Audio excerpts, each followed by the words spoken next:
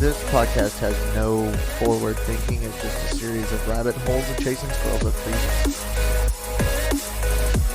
What in the Steven Seagal is going to happen to you?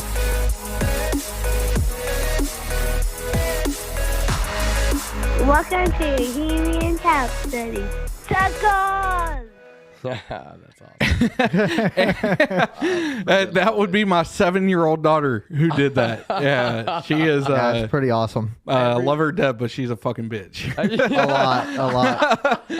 I love her to death. Just wait till she's 12, bro. Yeah. Just wait till she's 12. My goodness. But anyways, I want to start this episode off, people, by just telling Marshall, hey, fuck you. Yeah. Fuck you in your neck. Wow. For no other reason than I love you. Okay, love you too. Welcome back. All right, we're out later. Yeah, that's it. Fuck y'all. No, guys, we're back. Another episode. As you can tell, this is not Havoc. We had some schedule issues, but lucky enough, we were able to bring back or bring in Coach Greg. I know we were talking about he had some stuff that come up last time, had some scheduling issues, but we were fortunate enough. Havoc is ill. Yeah, he's sick right now. He said he didn't want to, get us sick, so greatly appreciated for that. Yeah, man, and you're in our prayers, brother. We will get you rescheduled as soon as possible. This dude's like 6'7", like Bro is huge. swole ass motherfucker. Huge. Yeah, Underneath all the doors. yeah. Like when he got out of the car the first time we met him, What we were like, was his what car? the What was fuck? his car? The car, what was it? dude, It was an like this, Altima, like my old car, wasn't it? A Yeah. 90s model Altima. No, it was like 05. Oh, okay, close enough. I feel like this is gonna be interesting because my neck is gonna be really freaking tired. Just think of it as a tennis match that you never wanted to attend, Yeah. but you came anyway. Don't worry, because we'll get more into the episode and I'll talk way more. I'm just gonna look at Clint. I'm just gonna Yeah, there you go. stare right at you. Look everything at I that. say. Look Hey, at that. You got to wait till you get neck muscles like Andy. He's been practicing that got. I don't have a neck, asshole. Fuck you. You don't have muscles either. because of all the muscles. I got your back. Fuck you.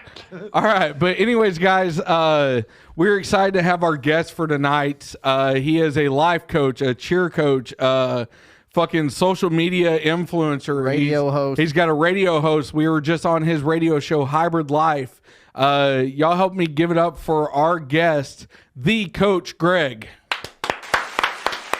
I was wondering if there was gonna be like actual Oh, yeah. 100%. Bro, Awesome. trust me. Dude, that's 100%. We're official. Cool. That's dude. Live that's studio on it. awesome. Audience. I freaking love it. Like This is great, isn't it? Just for Honestly- a home thrown together studio setup. yeah, dude. I'm like super humbled right now. Why so humbled, Well, Greg? this is like a straight up, actual podcast. Like I feel like I'm in the presence of people that know what the fuck that you're Oh, doing, we have absolutely no clue what No, we're doing. hold on. I mean, hey, no, you have to give credit where credit is due. Like this is a proper, setup and that kind of thing. So I'm honored to be on a show that has like a badass, intro and like has like a theme and Yeah. it's just cool. 'Cause, No, I mean, yeah. I was like for my show. I mean, a lot of it. I wouldn't have known what the fuck to do if it hadn't have been for Tiffany over at Joko. Yeah. So she helped me a lot. Yeah. But it's just really, really awesome to be here. 'Cause Yeah. y'all built this. Well, we Yeah. greatly appreciate it. We We definitely literally- have put a lot of work into this. Literally our I blood, see that. sweat, and tears. Like there were a number of times going into. So before we did this podcast, we did another podcast where he was just producing. He was the Clint right. of the last podcast. And there were a lot of times in getting that off the Did you have ground. the hair and like everything? Like that was, No, he was bald. Oh. He was like the logo up there. That's what he what's looked up. like. I need to shave my head and trim up again. What's it? Oh man, my shoulder hurts so bad. It's kind of like the what's that show? Breaking Bad. Yeah. Yeah. Yeah. Yeah. He looks like Johnson County's version of that.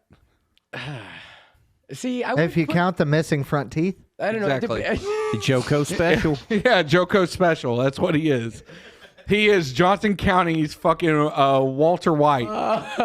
Like that's what he is. That was great. God That was love great, him, yeah. but he Except is. for I don't do meth and or make or sell it. Right, Just throwing right. that out there as a discllaimer. But you However, could you're easily still go a genius. undercover doing it.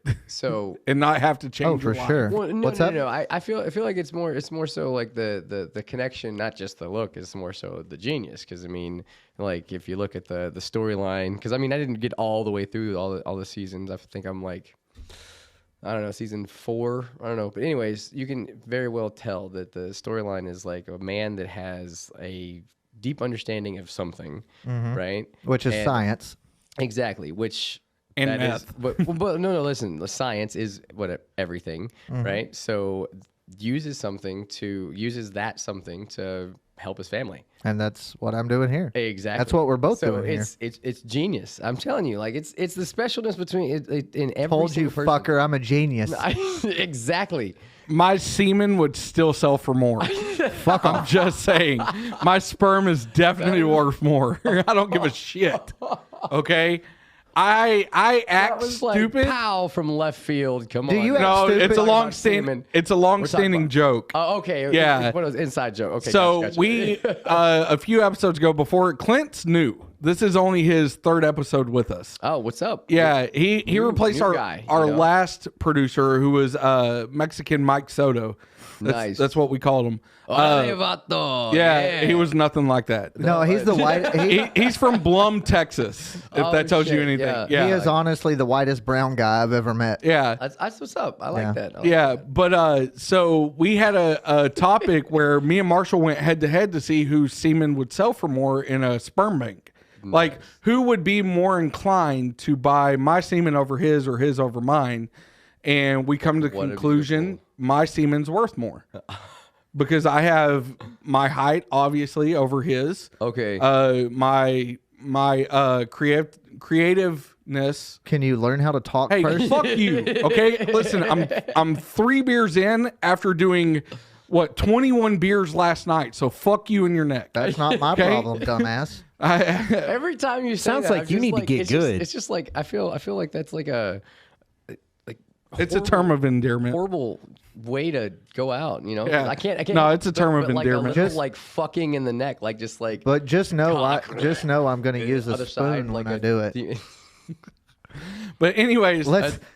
so Can we get out of this rabbit hole and get back over here where we need to so be? the fact that It's like gonna happen a lot. I'm just saying. Oh, no, that's cool. I play 7 instruments and it's all self-taught and Yeah, that's and all fucking that. awesome. We come to the conclusion that my semen would sell for more than his because all he really has going for him is his fucking brain and how big it is.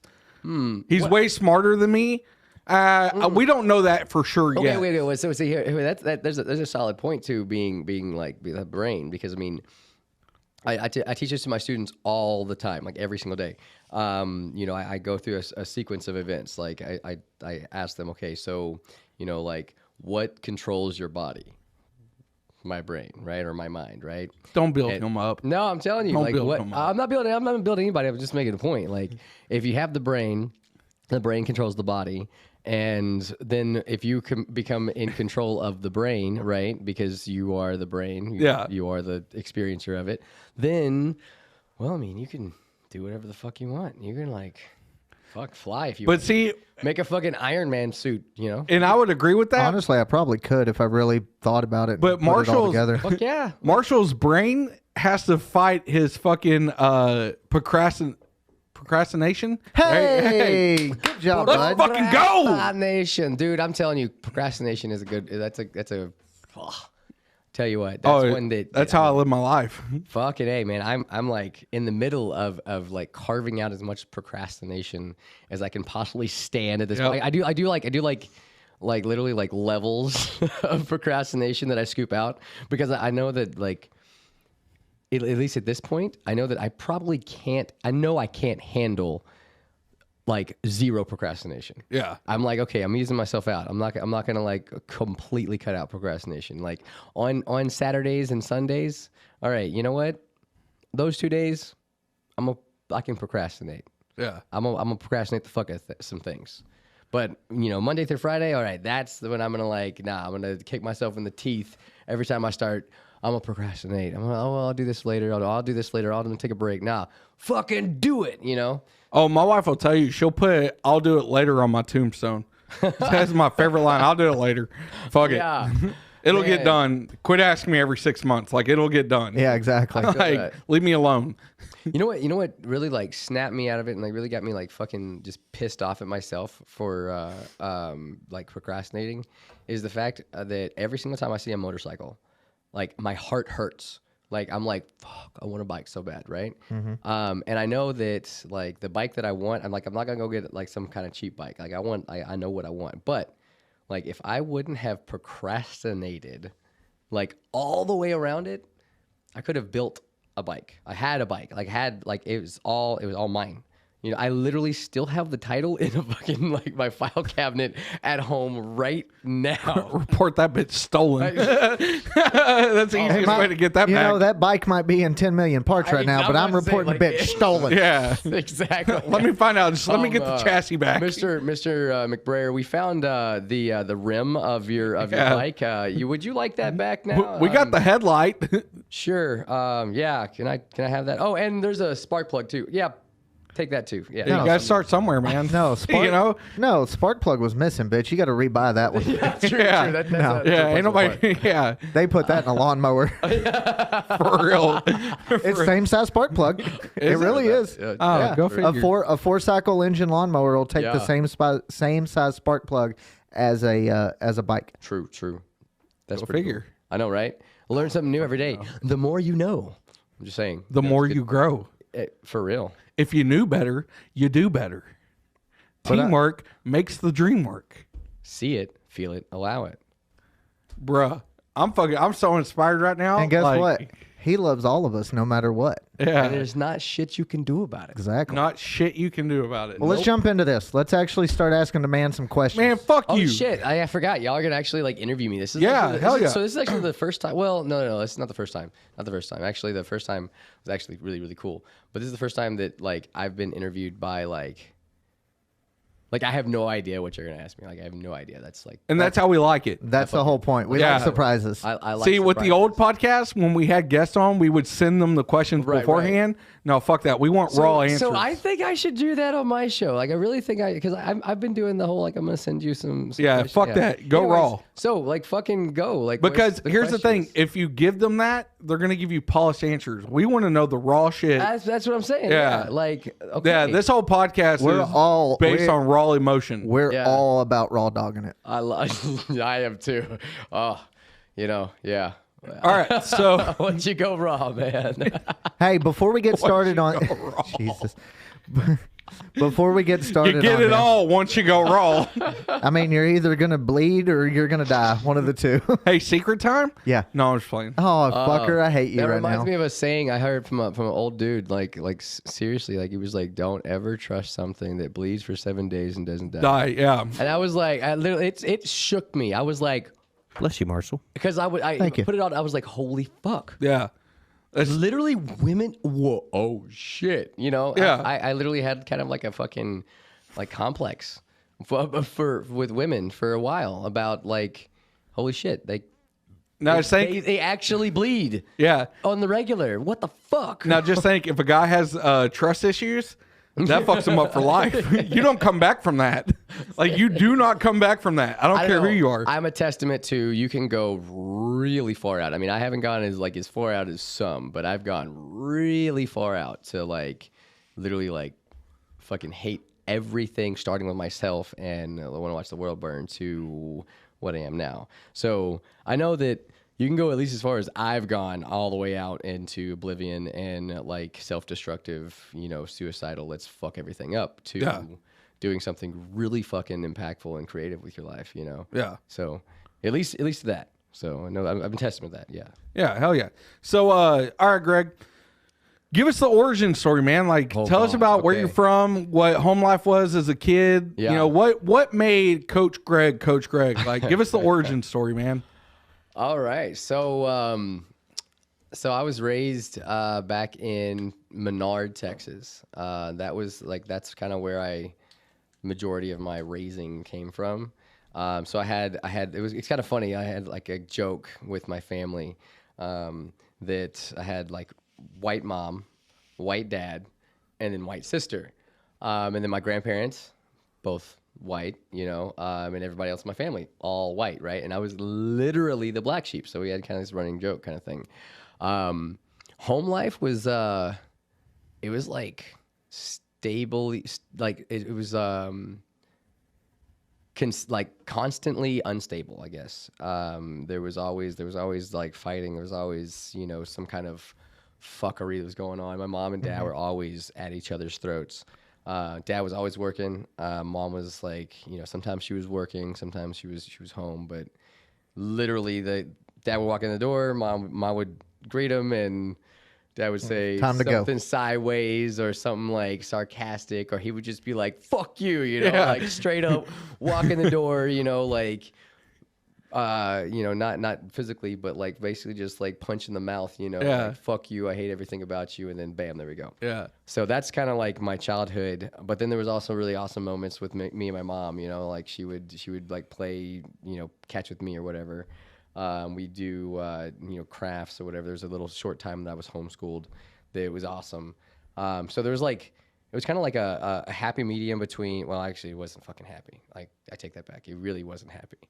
But it was like enough to be like, sustainable and dysfunctional enough to be like, oh my God, I can't believe that I that was my childhood. I look back and I see my own kids and I'm like, fuck, that's crazy. Wow, that's crazy. But anyways, so I had that. Then fast forward high school. I was like lost my virginity 14. That's when everything like Hell yeah. Yeah. Hell yeah. No, I give a shit. I lost my, there you go. Jesus Christ. Okay, so and so you'll I say just I'm a fucking degenerate. I didn't lose my virginity until I was 17, okay? Hey, loser. wow. What a Very nice, loser. very nice. Yeah. I mean, Fucking but, okay, loser. so why is that? Oh, I'm just joking. Yeah, but no, but I check it didn't out. lose mine until I was 16. Check it so. out. Like, but that joke, those things is like when I was in what 7th grade. You know, that's all the jokes, you know, because by now I begged my mom to go back to public school, right? Yeah. So I'm in 7th grade and I'm like, you know, all the kids are like talking about pussy. Like that's all. Hey, hold on. We can't say stuff like that on this podcast. Well, that fucking sucks. No, I'm just fucking with you. Yeah, I'm just bro. fucking with you. If you have listened to any of our episodes, so sad. you know. Is that changed? And I was literally about to rattle off, you know? Well, pussy. Yeah, fuck yeah. Pussy. Yeah. Yeah, hell yeah. It's okay if you put cat behind it, okay? Yeah, absolutely. See? God, perverts. Fucking A. It Did you verifies just say it. you were going to get behind a cat? Is that what I heard? Oh, we can't talk about bestiality. I mean, yeah. Even though this absolutely. dumbass didn't know what a donkey can. show We is. can- just do that. shouldn't. We can flip flop like meanings. You know, we'll just play. You know, cognitive catch. You say something, and I'll change the meaning around it, and be like, yeah. You know, I'll validate it in my head. Yeah, actually, yeah. And then you have to figure out how I just changed it to make it okay. Yeah. This motherfucker just brain ninja'd me. I think I don't know what the fuck's going on anymore. But the good news is I've been around Greg for we've known each other 15 years? Oh yeah, no, more than that. It's Has it gotta been be, closer to 20? So when I was 17 is when I met Nate. Okay. And sorry. I'm 33 now, and then I met you literally like a year Later? after I met Nate. So Okay. that long. I don't know how to math. So. Wait, how old are you? I'm 33. Yeah, he's younger than us. It's a really good number. Are you to telling me say. Nate's sitting there fucking grooming young boys? This is what he was doing. He 100. I can neither confirm nor deny. Listen, I will confirm that. I can't say shit, dude. Everything I learned about how to get girls, I learned from fucking Nate. Okay, so Didn't we all? I gotta share a story. I gotta share a story. hell yeah. Okay, off the topic, but so with Nate. So there's one time I was with him, and we were at this like I don't know, hole in the wall place, but it had a not all right dance floor. There's this chick. Was it Bostock's? No, I don't know. might have been. It was a place in Fort Worth. Like Oh, it was in Fort Worth. Okay, yeah, I was thinking Stephenville. We usually didn't go to Fucking Neon Moon, probably. No, it wasn't Neon Moon. That's Okay, good. kind of a place to frequent. Neon Moon and Billy Bob's. Yeah, hell yeah. But no, this I don't even know, rinky little place, Mm-hmm. nice dance floor. But anyways, there's this chick that's just like, just moving, like putting Shakira to shame. And we're both just over there like, holy fuck, damn. And then he just like takes off, starts walking over there, and I'm like, what the fuck? Oh shit! Oh, I gotta go see this. So I'm like trying to work my way around, you know. Yeah, without being too conspicuous about right? it. I'm not like trying to like be like walking right behind him, you know, and just be like this guy like breathing down his neck, like, what are you gonna say? What are you gonna say? You know. That's what I did. I know, right? That's why you didn't lose your virginity till you're 17. I learned a lot though. I like my losing my virginity was definitely not like my game whatsoever. It was her game. But anyways, no. So I like I work my way around, you know, because I want to see what the fuck is he gonna say. And sure enough, he goes up to her fucking like, God, you can move, like compliments are movement or whatever in some kind of way, right? And she's like, well, thanks. And then he goes, can you deal with a dick in you? And I'm just like, what? And, yeah. And I'm Fucking Nate, bro. I'm waiting for like the slap. smack. Yeah. I'm like, oh, this is gonna be good. And they both walked off. And no shit. Like Yeah. I'm like, That's exactly how it happens. And I don't know how. what did I just see? Like, what the fuck just happened? Yeah. Yeah. And honestly, no, check this out. So not to go. Well, yeah, absolutely. So Just do it. Go ahead. Get down the rabbit hole. Fuck it. So that was actually one of those things that watching him do that and say some of the most absolutely ridiculous things to women, and like they're like, yeah, and it wasn't just like, oh, he just said that to everybody and like got slapped like Johnny Bravo all the time. Yeah. No, like this was like he would like shoot and score most of the time. Yeah. Right. So 60% of the time, it worked every time. Yeah.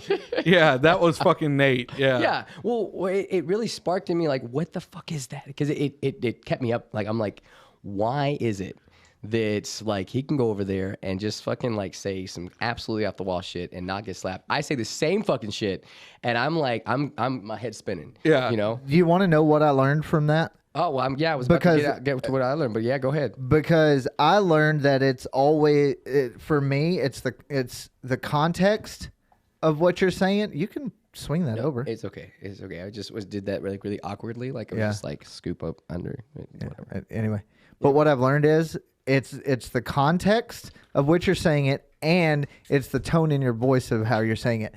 Because I did the same thing you did. Was like, bro, how do you do this shit? Right. Teach me how to do this. Teach me, sensei. Exactly. Take the pebble from my hand, grasshopper. Exactly. But, you know, exactly. and I learned very quickly it's the amount of confidence that you have in yourself to get this done. Even if you say, well, hey, that's a nice move, but can you do it with a dick in you? That's not even the worst thing I've heard Nate say. No. By the way, if y'all have not caught on yet, Nate is Marshall's older brother. Yes. I don't know that we've ever specified that. And literally, like in all three of our lives, a pivotal influence. Like I know for me, speaking for me, and I know for you. 100%. Well, because I mean, like So I watched you grow up. now just like you watched me grow up. Really. And I mean, as far as you and me together, we watched each other grow up Seriously. under the influence of Nate. so And I dude, just did it for longer than you. But we know what's interesting about Nate though is and I see it, like the only reason I recognize it is because I recognize it in my own kids, which is kind of a weird kind of connection. But like literally as Nate evolved in like his way of thinking and his mannerisms and like his like emotional maturity and in certain ways, in other ways it was just like he would say some shit and it was just like, whoa, you just blew my fucking mind. Brain ninja like a motherfucker. Absolutely. But like as he grew in that, you know, like I could sit and I can watch his growth, our growth, like every single fucking time. You know, it was really cool. So I kind of like model that, and really kind of, and I honestly subconsciously use it and realized it just recently that that's exactly how I've been with my kids. You know, like just on a constant path of purposeful like evolution. You know, how much more can I know myself? How much more, you know, quote unquote, mature can I be so that like my growth I can see and I know for a fact that I can look back and I can be like, holy shit, look, they're going too, you know? Yeah. I know since they're getting it earlier than I ever did, holy fuck, look out, you know? Like, So my Nate story, this is, because I got to tell it. He come out with a Nate story. I got to tell mine. fuck yeah. This was the moment I knew fucking Nate was Yoda. right? And I needed to be the next Jedi. We're sitting out. He was. That's cool. I'm not even going to say dating. He was messing around with this girl that lived at the apartment complex I lived at. So they were hanging out at the pool, and Marshall calls me. He's like, "Hey, my brother's down at the pool if you want to go hang out." Yeah. So me and Marshall go down to the pool, and we're all hanging out. Nate is, and I'm going to say it now because fuck it. What are you going to do, Nate? He was contributing to the delinquency of minors. Yeah, absolutely. He was giving me beers. So he was dating, or not dating, but he was hooking up with this chick, had a lazy eye. Oh, I remember. And Who was that? I forget, but she ended Okay, up. we're not saying her name. No, I ended up running into her at a place I worked, and we'll talk about it off. Yeah. We're sitting by the pool, and we're drinking, we're having a good time. So nuts. I fucking remember that. And Nate looks at her, and he was like, "I'm gonna fuck that eye straight tonight." And I was like, "Did he really just say that?" And this bitch replies, she turns and looks at him, she goes, "You can damn sure try." And I was like, "This motherfucker has it. Teach me your ways. Yeah, dude." And I fucking blew my fucking mind. He bold-faced, I mean, serious and everything. I'm like 16 at this time. Wow. And I'm like, out of nowhere, dude. We're in all just enjoying conversation, and out of nowhere, he looks at her, he goes, "I'm gonna fuck that eye straight tonight." I literally remember hearing this story, like him telling me about the story. Like Nate is a storyteller. Oh yeah, absolutely. Like a lot. I learned that skill a lot from him. Yeah, like That's when I knew developed my skills in that. Teach me your ways. And he taught me the line, and I use it. Me and Marshall probably use it more times than we could test. You go up to a girl and say, "What's up? All right looking?" Decent looking. Looking, yeah. Yeah. That No, trust motherfucker, that line hit more than I ever thought it would have. Because what it does, it takes them from, hey, I'm hot shit down to here, and then they have to prove to you that they're hot shit. So at that point, they're going to do what? I got to piss. Okay. So at that point, they're going to do whatever they have to do to prove it to you. Oh my goodness. You know what I mean? So, gosh. So you said this is no holds barred, right? As long as we don't talk shit about my brother, we're good.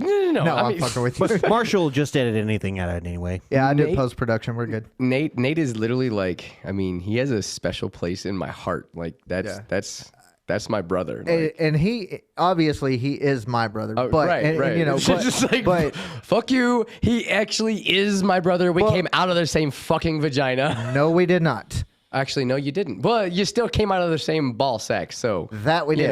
That's all good. God rest my dad's soul. Absolutely. I mean, I don't give a shit. He's dead. Whatever. Have y'all ever had a African American or an Afro American or a Negro Yes. on the show? Oh, on the show? Havoc. On the show? Havoc. Oh yeah. Yeah, he's. Is literally- he full? Is he like Yeah. he's He's Yeah. black.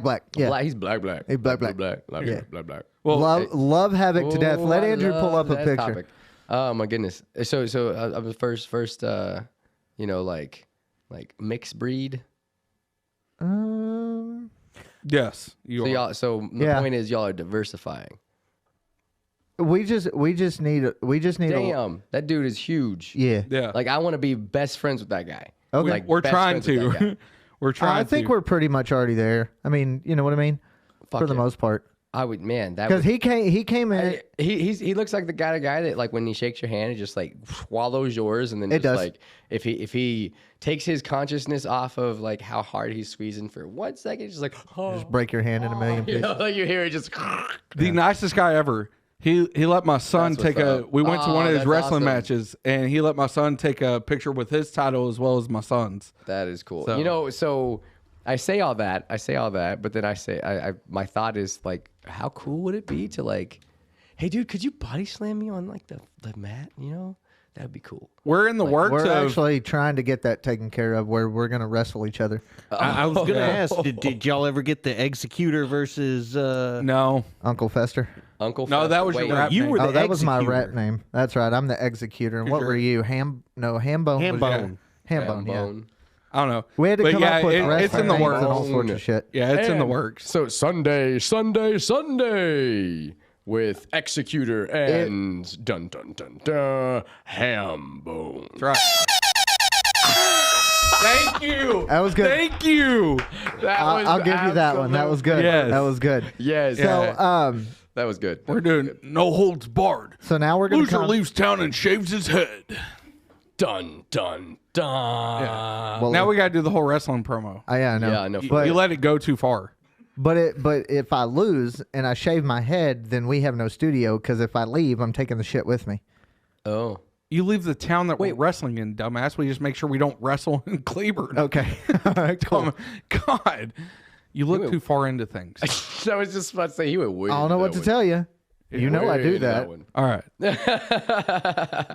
All right. But, So do you want to try and get back into the actual interview of it? Or should we just let this fucking yeah. I was derail? going to say, there's yet to be a question asked. Yeah, there was. there's We one got the question. origin We got story. that. One I was question talking about. I got to like losing my virginity, and then it was like, yeah, and then we got like Way went sidetracked off. about Nate. Fucking, yeah, Nate. Yeah. He does that. Fuck What's you, in the Nathan. intro of this show?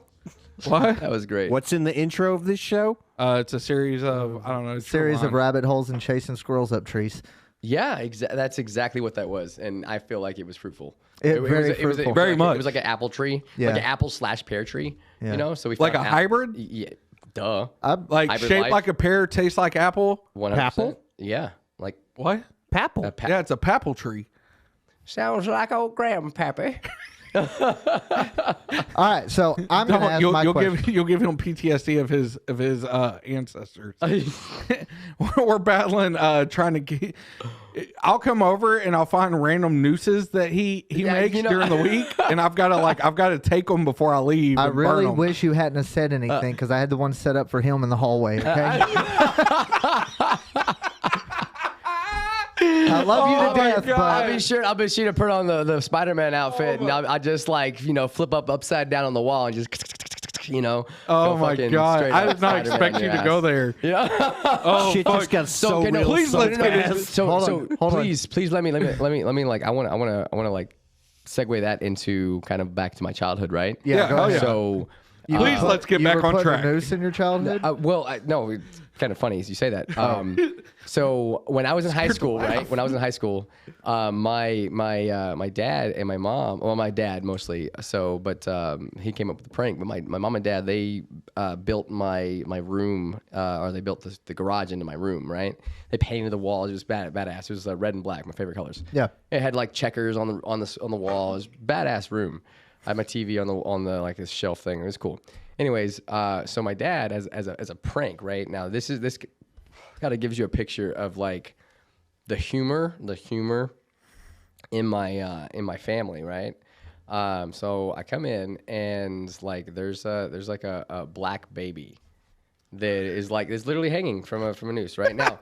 Now, and I say this and like I know everybody's like, oh, what the fuck, that was No, that's my sense of humor. yeah. I'm sorry. So it was and like when I first saw it, like I busted out laughing because it was funny. Like I was like, what the fuck? Are you like you went this far, and that was Yeah. the humor that I found in it. But then it wasn't until the first time I told my story on the radio over at Joko, on a radio show called No Judgment Here Yeah. with Tish Yeah. Ross. She's amazing. I've actually watched a couple of her episodes. yeah. I've actually gone through and watched a couple of everybody's episodes just that's to what's up. kind of Yeah, kind of get a feel for gauge Joko, yeah. how it works. Yeah. That's what's up. Yeah, no, I mean she's a fantastic woman. I mean, like I really like- to sit and talk with her and like just share like energy with her. You'll come away with just like a man. I do have to say, she was a cool lady. my favorite show by far, besides yours, is You don't have to kiss my ass. I'm telling you. Like it's no, okay. no. I really do like your show. I was just kidding. I really do like your show, Appreciate but He loves kissing guys' asses. Oh yeah. it's not the only thing I like. kissing. Whatever you do on the weekends is whatever. Like I mean, You're dropping the ball here. we can do a. No, it's too late. Hit the badunk next time, motherfucker. Just do like a random do. It wasn't good enough for the rim shot. Hit it anyways, just so he knows we have it. We got it. Hey. We got it. But shit. Don't make now me I get have back no on idea my where I was crickets. going. What were? Damn it. The dude like totally. Oh, took me out. Like- learning how to human. Oh yeah, well, that is such a with Tatiana. Yes. man, That one is good. I like Dude, that one. It was talk about the one that I jumped on, because I jumped on a random show with her. I was there. Well, actually, no, she needed help getting into the studio, so I happened to be in the area. Yeah. So Tiffany had called me, and it was like, yeah, absolutely, I'm there. Yeah. So when I opened it up and that kind of thing, opened up the studio room, and I don't know, we got to talking, and one thing led to another, and I just ended up on her show. And That's not what I thought he was about to say, but okay. One thing led to another, and I ended up on top of her. Wow. No, that's good. I'm glad it was the PG rated and not well, XXX. So check it out. So I was just God. Go ahead. Secret time. Rabbit holes. Fuck. It happens. This is gonna be rough. I mean, well, that's rough. It's kind of really fun. It's not even your I'm having a show. lot of It's fun. rough for us. Don't worry Anyways, about it. Well, it's rough so- for him because he does all the editing. It's okay. So Yeah, exactly. on your point, so like I've been thinking a lot about the like the perverted mind, like the mind of man, or I enjoy mine. So I know don't exactly know what to tell the you. sinful mind or whatever. I've been thinking a lot about that because I have like absolutely perverted mind, right? And I love sex and sexual behaviors and that kind of thing. And Did we say sex and sexual behaviors? That was great. That was like a loop. Whoop. What? Anyways, but then there's this whole other side of me, and I was thinking about it because of our show that we had. Because when I was getting into like how you felt being like a part of the church, Yeah. and then having this like other kind of like like life or whatever. And to specify, because it sucks because with it only being an hour show, it's like you can only get so deep into things, Right. before you're like, fuck, we're out of time. Right. But I want to specify, I was not like my other life. Yeah. It was still very parallel Well, to. yeah, no, I know. But like I would drink a beer every once in a while, and Right. me and my wife, we talk like normal fucking humans. Right. Well, see, what I'm more referring to is just like the contrast. Yeah. And like the It was in one hard. world. In the one world, you have to be in this kind of way. Yeah. In the other world, you can be like, all right, cool. So like with me, I have a successful coaching business, and I do lessons, private lessons with students that are learning tumbling, whether it be for fun or specifically for a cheer team. And I also coach the cheer team, all 4 of them. Oh my goodness! By the way, we had a freaking you amazing- won. Blah blah yeah, blah. I gotta like just gush on Rival because oh my goodness, all of those girls came together and like did fucking fantastic. I mean, Yeah. the world's better than all the last competitions. Anyways, I'll get it later. But like being in that and like coaching, these are coaching children, and predominantly girls, right? So there's this whole other side of me, this whole like I guess quote unquote adult side, right? That I have to constantly make sure like that I'm like censoring myself in some kind of way. Yeah. And it's very similar to, like being in church, like you don't, blurt out like, God damn, Yeah. like that No, kind of thing. it's all the same. You're dealing Yeah. with kids, whether it's church saying or that. Like you have to censor. Right. You can't sit there and crack dick jokes all day with. Well, it's not so much that it's so much like this podcast. Yeah. This podcast right now. Like it even ran through my mind as I'm driving here. This podcast. This is actually like the first time that I've actually been like this free and open as far as like how I would be just in normally. And there's a lot of people that will hear this.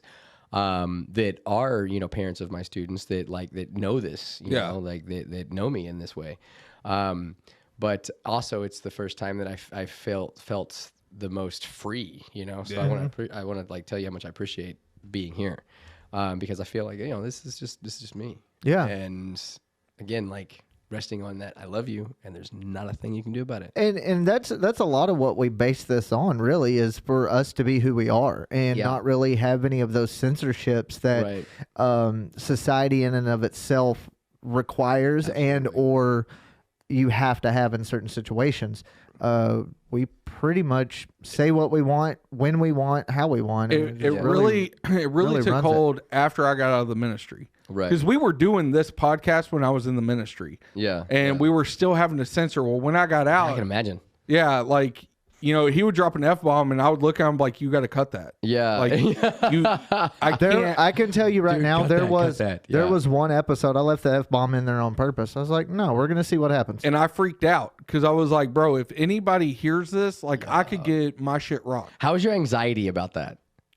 Like then or now? No, like then, like that, knowing that that's now on the internet. Yeah. And I'm doing No, this, it's yeah, that for kind of thing. 2 weeks. I was like, when people would come up to me, I was like, fuck, here it is.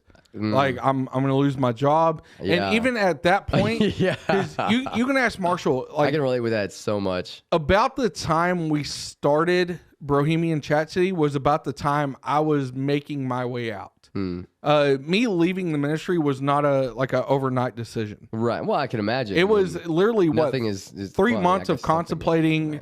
right. You know, me and Marshall sat down and I would like go over pros and cons of leaving or staying. And Yeah. the thing is, he even asked me what I thought, and I told him, I more or less told him, said, with you being in the ministry, you were a different person because Yeah. not because you want to be, but because you have to be. Right. I said it's not, and like I said on your show, when he got out, I Yeah. got my best friend back, and we're able to just do dumb shit together and not worry what anybody I feel thinks that. about I it. feel that. So when I got out of the ministry, I told Marshall, you know, I was like, give me 2-3 weeks, let the dust settle, and then we'll gradually get into it. About 3 weeks in, I was like, man, fuck that shit.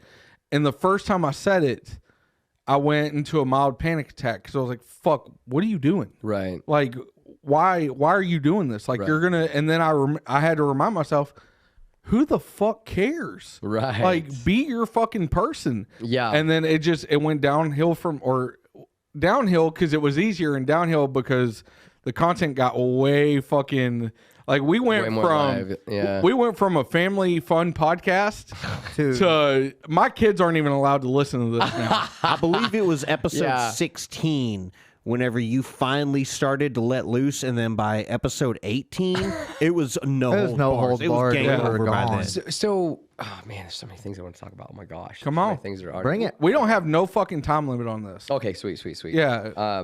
We're here for the long haul. So you know, on the topic of like your kids aren't allowed to like listen to you. Yeah. I let my kid listen to it. Yeah. Well, your you know, kid's 12. I let my kid listen to stuff, my content, just because a lot of my content it's not like I'll say the F bomb. Yeah. You know, like I'll F bomb. I will say fuck. Okay? There you go. You Finally know, getting Own it. Yeah, I know, Finally right? Dude, getting my into it. fucking Yeah, I know, mom right? listened to my first episode, and she told me that first thing I said was, "I'm sorry." Well, see, here's the thing. I stopped That's apologizing. what I I never that's what I'm getting to apologized. is like I stopped like giving a shit about like, oh, you can't say this and you can't say that, you know. Like literally my kids censor themselves for one. Yeah. Because I did Daddy will beat that ass. well, yeah, because I'm not gonna beat that ass because you said the word or because you used your mouth and moved it in a certain way and made sound waves vibrate in a certain frequency. Yeah. In the tune of fuck.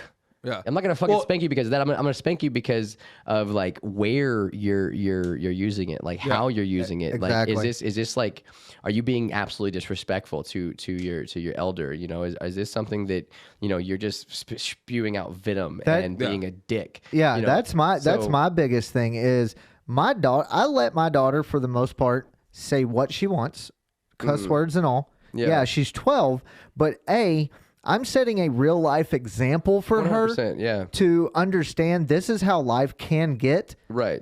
B, she also understands she's not allowed to say this stuff at school. Yeah. She's not allowed to do this to teachers or, you know, people of respect that need it and have to have it.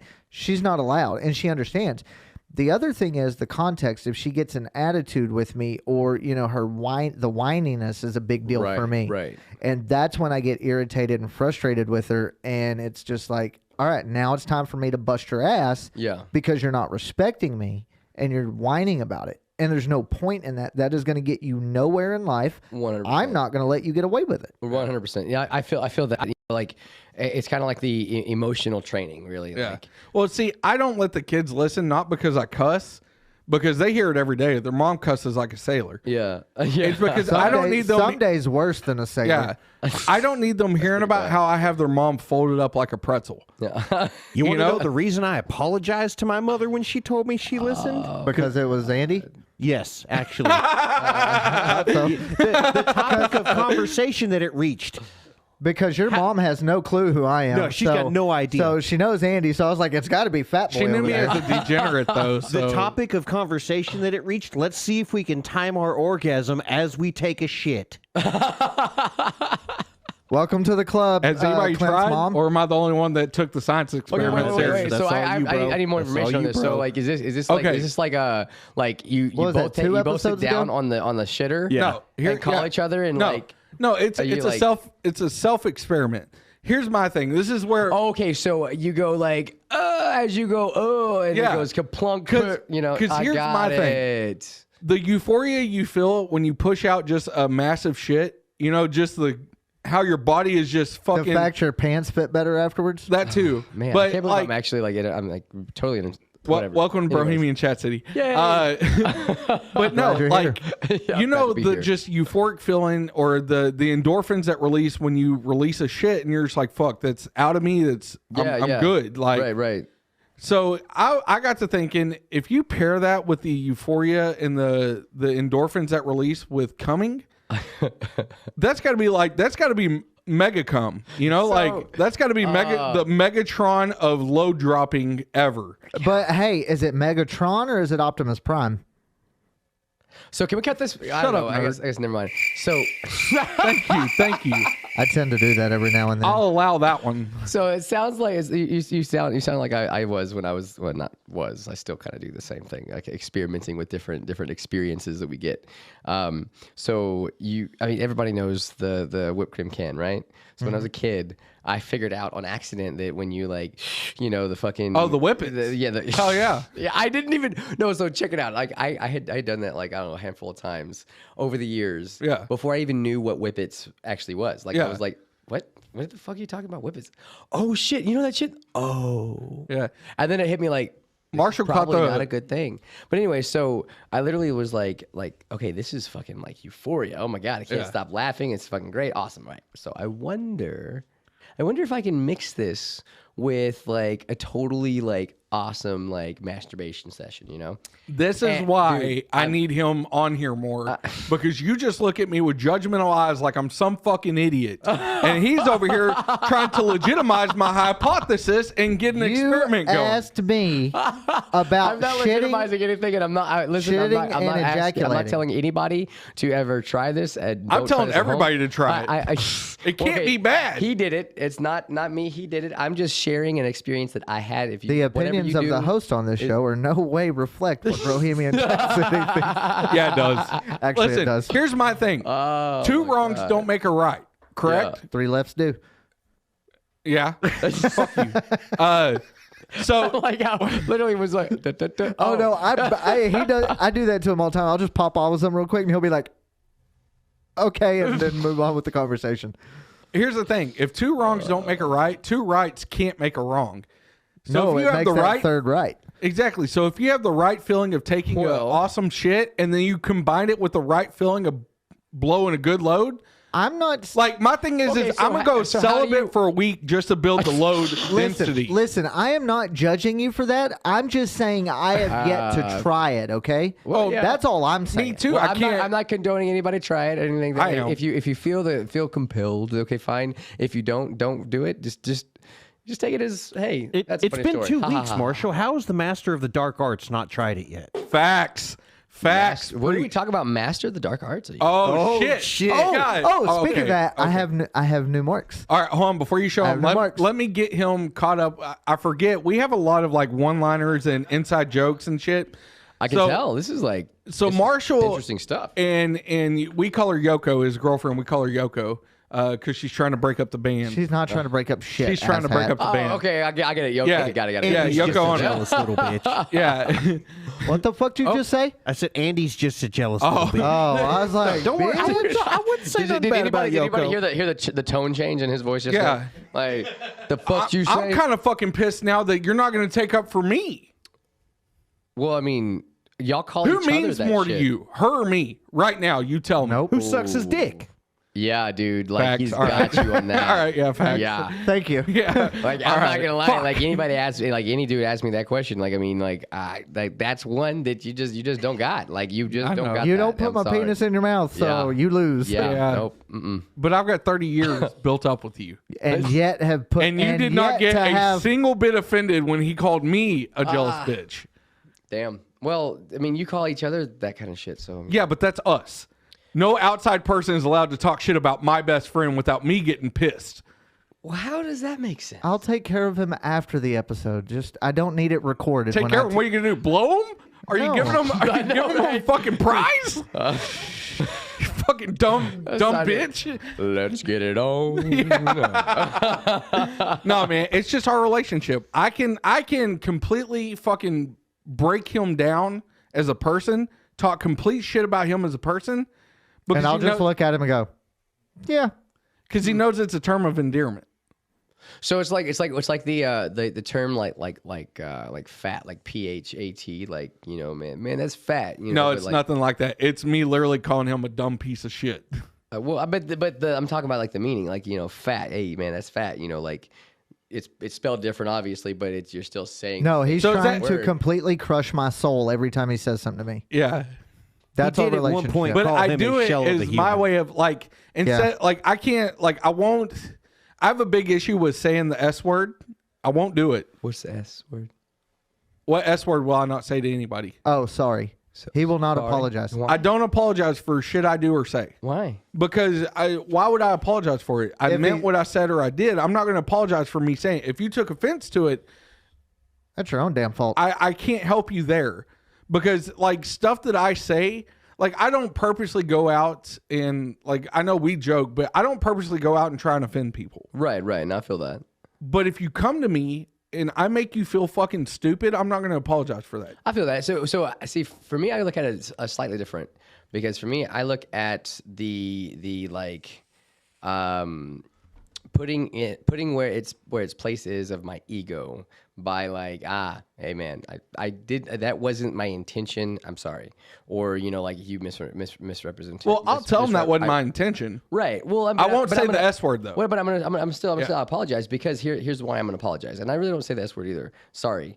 I say, hey, I apologize. My you know, bad. like, well, I don't want to say my bad either, because like I try not to. I'm just like, hey, you know, like I'm sorry, or I apologize, you know, because I want to, for one, like own like the miscommunication, and like do the whole responsibility. Like this whole entire being here, this whole character, Greg McBrayer, like everything about it is my responsibility. Yeah. And I have to take responsibility for every part of it. So that's part of it. But then the other part of it is because like I want to, like, even if I'm saying sorry and I'm like, I know that what I said was fucking truth, and it hit you in a way that like spun you sideways, I'm still gonna apologize for that, because that wasn't my intention anyway. So I can validate a sorry, but like I want to keep that relationship with you. So I'm not gonna be like, fuck you. You know, you took it the way you want to take it. However, I'm gonna tell you that. Yeah. I'm gonna like explain that to you in a way that's like, I'm not gonna try to like combat with you, because that's not my intention. So now that I already understand that, you know, like I'm maybe like we're our frequencies are a little different. Yeah. So I'm gonna tune in a little bit, and I'm gonna come at you. I'm gonna apologize and try to sync in with your frequency, so that way I can now like share with you and help you understand. Like, listen, nothing you can fucking do is gonna make me like hate you. I love you, and I really just want to like let's connect. Yeah. And then, you know, like, Well, see, my thing is like people I don't know, like if they come to me with some shit like that, like that would cause me to be overly blunt with them. right. Instead of me being overly blunt with them and having to come back and have this situation where I'm like, oh, my bad, you took it that way or whatever. Right. I just tell them I'm not the person to ask about this. Yeah. Like, don't ask me. Like Marshall knows, you don't come to me for advice unless you're wanting the absolute I feel blunt that. fucking Yeah, honesty. 100%. Like, I'm not going to sugarcoat shit for you. That's kind of an invitation, though. You know, like that person, if somebody's coming to you for advice, they're inviting you to So like, be fucking honest. the well, few times, they say they want you to be honest. Absolutely. yeah, but they don't. But they don't. It doesn't matter. When somebody comes and asks you for advice, they're wanting you to say what they think you should say. Exactly. They're validating their own. And idea. then whenever you don't say what they want you to say, they get all pissy about it. Right. And I'm with Andrew, and that's a lot of how I've learned to just not give a shit, is because I'm going to be who I am. And again, if you don't like it, fuck off. Right. And see, like that's like I don't know. I guess I consistently like mold that into like care and a fuck off. Yeah. So like at my core, like listen, I know profoundly that your opinion doesn't mean shit. I know profoundly that, you know, you can get mad in the same pants you got glad in. You can get, you know, glad in the same pants you got mad in. That's up to you, because my consciousness and the seeing life through my eyes, it's all on here, and you have the same. But at the same time, like, you know, helping another person kind of like see a different way. That's kind of the point of it, is like, you know, I'm going to act in a way that I know is like, you know, this is kind of bullshit. Because like I didn't mean that, and you're totally overreacting about it. But like I want to keep getting more chances to show you a different way. Yeah. You know. Now, I mean, if you continue to bring bullshit my way, I'm gonna tell you to fuck off, and I'm gonna like, listen, like I don't give a shit about any of that shit. Like I really truly don't care, and I really wish you the best. But like, don't fucking talk to me. No Like there's been a few times like I feel like I may have overstepped with Marshall or vice versa.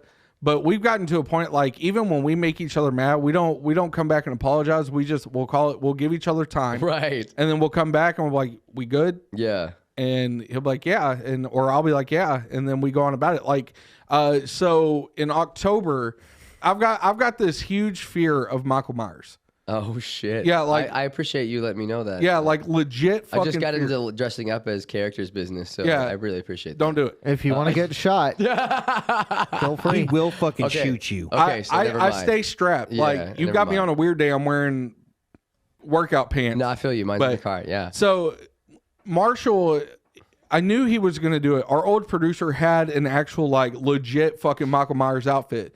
And for like, Halloween, the I was fake telling machete and Marshall shit. for like 2 weeks, I was like, because, you know, my anxiety and shit, like I was in a bad place. Yeah. Like we ended up taking a break shortly after because I was like, I've got to decompress my feelings right now. Yeah. And so leading into it, I kept telling Marshall, like, I was like, hey man, I know you have this planned. And he was like, I don't. And I was like, Marshall, quit fucking with me. Like, I know doing who that our little, like, producer shrug is look. now. Like, That's funny. don't do this. Well, we recorded, and halfway through the recording session, he had Yoko bust in, dressed up as Michael Myers with the fake knife and everything. Well, I fucking lost it. Oh shit. You know, because like I was already hanging on by a thread mentally. Right, And then right. that happened after I asked him not to. And for like 2 days, you know, he was calling me, trying to make it right. He felt horrible. And Yeah. Yeah. Okay, so the reason I felt so horrible was not that I did it, because it was gonna happen, and he knows this. I knew it was going to happen. It's the fact. It's the fact that before we recorded that night, he sat out there for me, him, and Mike sat out there for 45 minutes, and he explained everything, how he was feeling, what was going on. We Right. need to take a break. Blah blah blah blah blah. And I said, okay. So I text Mike on the side while he wasn't paying attention. He goes, do you think we should still do this? And Mike's like, bro, that's up to you. I was like, fuck it, let's do it. So yeah, and I've explained Yeah. it to him. I said, Yeah. horrible timing. Yes. Was that an absolute dick move after everything you just explained to me the last 45 minutes before we started recording? Absolutely. Am I sorry that I actually did it? No. Yeah.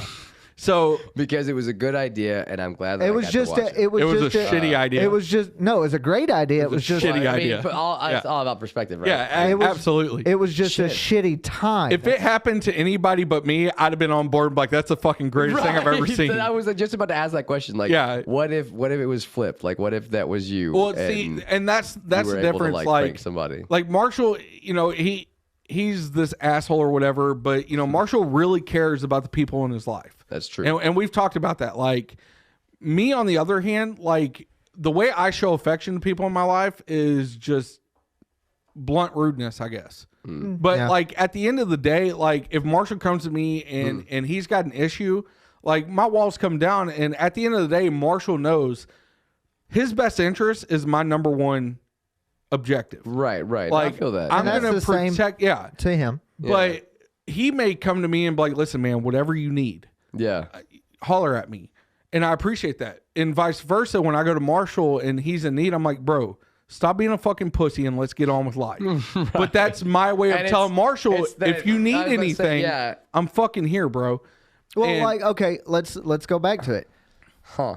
What happened the night your dad passed away? I mean, do we really want I got a phone call. No, I got a phone call. No, I'm playing. It's been 5 years. Dude, it's been 5 years. I was about to be like, oh, shit. Yeah, no, we're part of the Dead Daddy Club. Yeah. It's cool. It's cool. No, man. Hey, by the way, Nate, Michael, and McKenna are that too. was funny. I literally was Jessica. like, oh, fuck, Yeah. dude, this dude's about to like, holy shit, he's about to come completely apart. All right. No, let's no, go bro. sideways. Let's go. Yeah, no. Because you have to understand, when my dad passed away in 2014. Your dad passed away 2019, 17. Okay.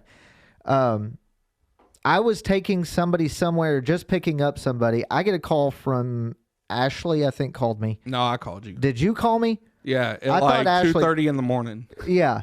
Damn. And I got woke up by my aunt letting me Yeah. know my father passed. And I was like, he was crying, I can imagine. obviously. I mean, I would too. I've only seen this man cry 3 times, Yeah. and that's it. But point is, he called me at 2:30. I was either picking up somebody or on my way. No, we were on our way home from either Six Flags or a ball game. You were dropping So something fun. ex stepdaughter off from work. Yeah. Either way, Oh, he that's calls not me. fun. He calls me. I'm like, bro, what the fuck is going on? And he tells me, I said, are you fucking kidding with me right now? Because if he'd have been joking about something like that, I'd have punched him in his mouth. Like, just pop. He said, no, I'm over at Aunt Vicky's. I was like, all right, I'm on my way. I said, give me like 20, 30 minutes. I'll be there. I got there. I didn't leave until what, like 4:30, 5 o'clock that morning. And I had to be at work the next day. I was like, brother, I would stay with you, but I have at least got to get a couple hours of sleep before work. So those are the things we do. Right. Like, you knew the situation with my dad, right? The lung issues and all that. So he did the same for me. Now, obviously, we were hoping for a better outcome for my father, but we were expecting him to, die. Yeah, I know. And he did the same for me. I was like, hey, I need you here now. Dad just passed away. And boom, he was there. And that's what we do for each other. Right. And that's the kind of relationship that I try to build with people. Yeah. And then, if I first meet you, my walls are up. Like, I'm not letting you in. I'd have ditched this asshole years ago. I just don't want to put in the work to train a new one. To go for an upgrade, golly. Yeah, I don't want to train a new one. I mean, you can, but good luck. I don't want For real. to. Yeah. But that's kind of our ongoing joke is, we just don't want to try and make new friends. So we're just like, well, you're stuck with me and I'm stuck with you, so fuck off. Yeah. But things like that, that's what we do for each other. I mean, we've known each other since we were 5 years old. But see, that's something that I feel is really it's really just not something that's a popular thing in society. It's not Lifelong friends? Well, like friends that supersede the whole you about my best okay, for instance, like the people that you can say, this man he cried on my shoulder as I was holding him. Yep. That kind of thing. That's closeness. That's bond. Yeah. Mm-hmm. But that supersedes the narrative of oh, no homo, bro. Well, it's like we don't have to live in these little boxes of certain levels of intimacy between same sex, especially men. We don't have to live in this kind of I don't know, stigma between just being hey, I love you, dude, and there's nothing that you can do about it. I'm gonna be there, and I can say that. I can say, hey, I love you, and not have to feel any type of way about it. I think the biggest issue with men is they feel like if intimacy comes into play, that word is bad juju for guys. Because when we say, I know, and believe me, I'm good with the word intimacy because there are levels to intimacy. Right. The intimacy I have with Marshall is fucking completely different than intimacy I have with my kids or my wife. Right. Absolutely. But the word intimacy is bad juju for guys because they feel like if intimacy comes into play, masculinity goes out of play. Right. Which my point is always like, dude, for one, both men and women are producing both testosterone and estrogen. Yeah. It just depends on which one's more than the other one. Okay. Yeah. So shut the fuck up about like, oh, we're all so different. Okay. We're not really all that different, obviously, anatomically, in some great ways. But anyways, like at the core of it, when you're just, you and you connect with another person that's just being them. Yeah. Then it supersedes like, oh, these are gender walls. Like we don't have to live in a society that there's like so many like, if you operate in this kind of way and people see you operating in that kind of way, then you're gonna be labeled that. Like, okay, fuck a label. Yeah. Like, shit. Exactly. I was a cheerleader. Male cheerleader, and like in college, and dude, like I've bagged on about, And Nate- like, and oh, Nate- you're gay. Nate did too. Nate did too, exactly. Yeah. But like it's. But see, as a it's male label. cheerleader, you're sitting there like, yeah, keep laughing, motherfucker. Your girlfriend's blowing me after we get done with this cheer meet. Just think about that. Like my dick's in her mouth, whether you like it or not. See the look? Yeah. I caught that look. I caught that on like hammer to nail, right? See, this is one that I'm like, I don't know about. I don't want to. Just don't drop Just names. don't say names. Yeah. That's how we get away with talking so much shit about everybody in our lives. Yeah. Is we just don't say names. The 'Cause only then it's like if you are listening and we're talking about you, feel good. You're on a regionally self-proclaimed syndicated podcast. Yeah. number one podcast in Johnson nationally County. Exactly. Yeah, Number one podcast almost national. in Johnson County. Yeah. But if you don't know we're talking about you, hey, fucking enjoy the story. Right. good content. We know we're talking about you. Yeah, we know who we're talking about. So feel free. Well, no, I just you saying that, I was just like, yeah, you definitely hit the nail on the head. I mean, Yeah, it was hell yeah. ridiculous. That's why I never, as a football player. One of my favorite comebacks was like, especially the football players. It was the football players that had the biggest like about like 100%. Yeah. you're a fucking faggot cheerleader, that kind of thing. But here's the breakdown. Like, literally, I'd break it down so fucking slow. I was so like, facetiously like arrogant, just like I want to tear your fucking intellect down and make you question your life choices. That's another Nate life lesson. Yeah. Just make you feel as stupid as I possibly can. Yep. So and walk away. Yep, and walk away. And so I would literally go like, listen. So I'm gonna break this down really, really slow, and really, really detailed because I know you're a football player and you're probably not that smart. So check it out. So I take offense to that. I was a football player, asshole. I was a football player too. I just like transferred into being a cheerleader. Well, and I was never rude to the male cheerleaders. No, well, yeah, I know. I'm not always Because I understood, like, even though the ones at my school were not going after the girls, I mean, and I'm not saying that there's. And not in case that, anybody in the audience was wondering, they were gay. Yeah. Right. Exactly. Yeah. So no, check it out. So like, I do that, and I'd say, like, you spend hours of every single day, or at least 5 times a week, at practice, you're tackling and rubbing all around a whole bunch of sweaty guys. You're hitting each other on the ass, that kind of thing. Good job, man. You did good. You hit me really hard, really hard. See, when you put it that way, I kind of feel gay now. What did I tell you earlier? Hey, fuck you. So, Mute your mic, asshole. Shut up. So I do that, and then I'd be like, now you get done with practice, right? Okay, all right, cool. Good job. Slap each other's butts. Oh, yay. Woo. Meet each other in the showers. Fucking locker room. Then, guess what? Well, you got those pads, got to come off. You can't live in those pads, right? So then, you're in the same locker room. So, I mean, you might as well get naked with each other. And, we stink. So, there's a big shower room. Let's go.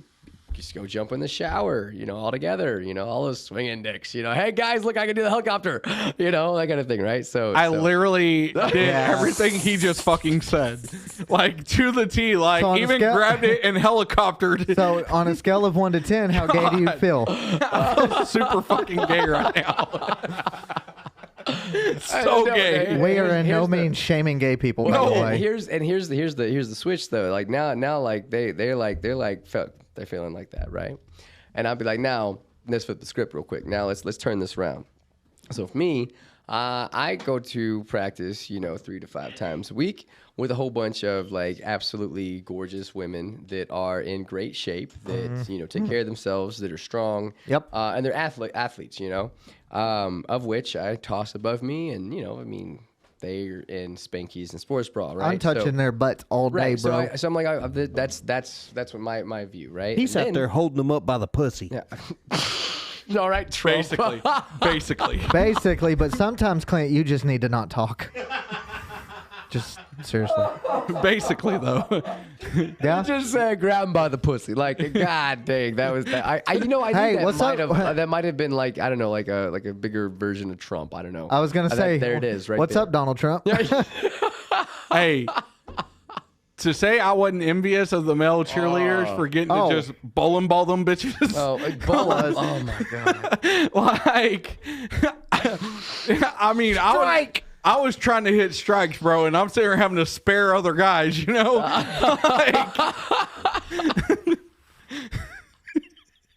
That got real gay real quick. You started it. You did start it. I was talking about It was pussy. the infamous Mute your drop mic, soap. asshole. Damn, like it had to come from somewhere, but whatever. Andrew, maybe you can answer this question. When all of y'all got in the group shower, how many blowjobs happened?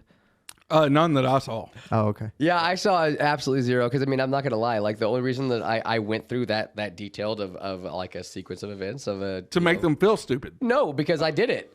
Oh, okay, yeah. Because I literally was like, in there, like, yeah, good job, boom. Oh yeah, hey, thanks. I was like, Yeah. whatever. Thanks for touching my That was- bare ass, motherfucker. Absolutely, that was absolutely normal, and like slapping each other with your towels and that kind of thing, Yeah. or like just being like an absolute fucking dick. Yeah. Like, walking around with, just butt ass naked being like, you're a fucking like little asshole, or, Yeah. you're fat, or you're ugly, or, like that kind of thing. But then mixed in were all these like acting super, super gay. Right.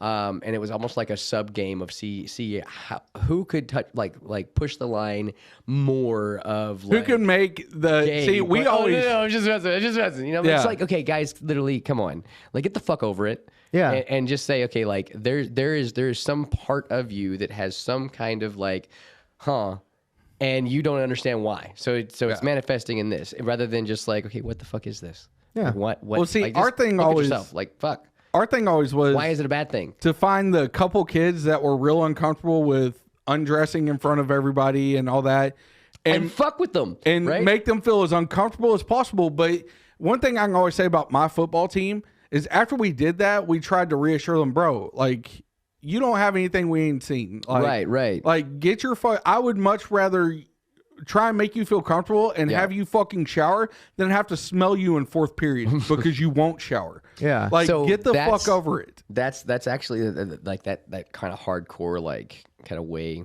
I kind of take that with my kids to do the same thing, same kind of approach in a lot of different ways. Just like I have boys, and then I have my awesome bonus children, a boy and a girl. But like with my boys, raising them, I've kind of taken that that approach of like,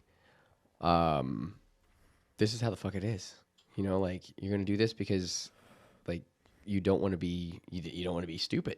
You know, like just straight up, you don't want to be stupid. Yeah. So and there's a lot of parents that would cringe, like, oh, did you call your kid stupid? No, I didn't call my kid stupid. I said that I know my kid doesn't want to be stupid. I know that my kid doesn't want to get out into XYZ of things that he dreams about doing and feel like a fucking idiot. Yeah. I know 100%. that he wants to like have some kind of semblance of a direction or a understanding or have enough like knowledge, like a knowing a little bit about a lot of things to go into every challenge, every opportunity that he has. It's going to be open for him with at least that confidence of like, I know I got this. I know I fucking got this. Okay, so well, let me ask you a question. So, speaking of your children, if you were to pass away today, what do you feel? Your boys mainly, or all of your children, however you want to describe it. How do you think they would feel about who their father was and his quote legacy and or life that he led, at least to this point? Dude, such a fucking great question. And the first thing that comes to mind is literally like, with all three of my boys, especially with my oldest one and my youngest one. My middle one, we've kind of had some struggles with our relationship. However, I know just in my heart, because we have conversations about this. Yeah.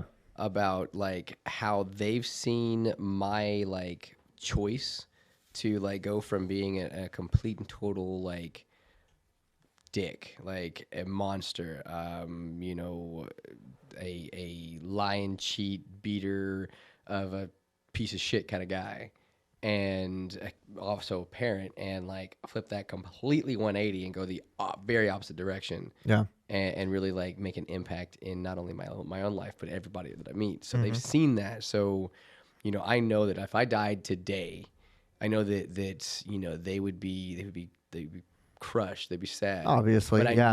I know that they would continue sharing love. I know that they would continue like honing and refining themselves. I know that they would continue doing what they've seen me do, because they see the tangible results in changing the way you think, changing the way that you react, and loving you. Like they've literally seen the process of a grown ass man that had to literally like regrow up in his adulthood and learn how to like have a relationship with himself and learn how to say, you know what, the man in the mirror, I fucking love you. Yeah, you know? and I feel it's one of those situations where you have to, and this to me is more or less the basis for pretty much everything in life. You have to learn how to love yourself first. Absolutely. Before you can love other people, 100%. Whether it's your children, whether it's your wife, your boyfriend, your girlfriend, whomever. 100%. If you don't feel that love and that confidence in yourself and for yourself, to me, honestly, you're not necessarily that your life's not going to have meaning, because you could do something spectacular. Right. Well, of course. But for the most part, it's one of those situations where it's just shit. Yeah. No, because I mean, I feel like it's more of a representation. It's a simple representation of like law of attraction. Mm-hmm. So what you're producing on a day-to-day basis, what you're feeling on a day-to-day basis, is exactly what, like you're broadcasting it. So that's the frequency that's coming right back to you. You know. Correct. So you start to change that, like literally, like I'm a testament to it. Like once you start changing the frequency that you're feeling, the way that you're feeling every single day, the habits that you're emotionally programmed with, that you're cognitively programmed with, then you literally start to change your your anatomy, like your not your anatomy, but your physiology, like your brain, it literally starts to rewire. Yeah, your brain function is just exactly rotates. You're literally creating new synaptic connections in your brain as you're doing this. You're literally thinking yourself better. Now, it's not like all like ooh or that simple as far as application. It's an every single fucking day process that it takes some time. However, it's very, very fucking simple at the beginning. And sometimes it's becoming aware of yourself, Yeah, and obviously there's going to be those difficult times. Well, yeah, but that's the good part. And that's what I was getting to, is with the difficult times, you then learn how to create those new synapses within your brain and love yourself more than what you did just if everything was all hunky-dory that day or that week or that month. Exactly. Synapses is a real word. Don't try it. It's synopsis. No, that's a book, dumbass. Well, a synopsis would be like a summary of a thing, or like the synapses are the signal in your brain. I believe. Go ahead, check it. Oh, we got the Google out too. Yeah, he's about to be mad again. Yeah, he's going to Google. But okay, well, let me follow up with that real quick. Go fuck yourself. Thank you. Told you it was going to be bad. Yourself. Yeah.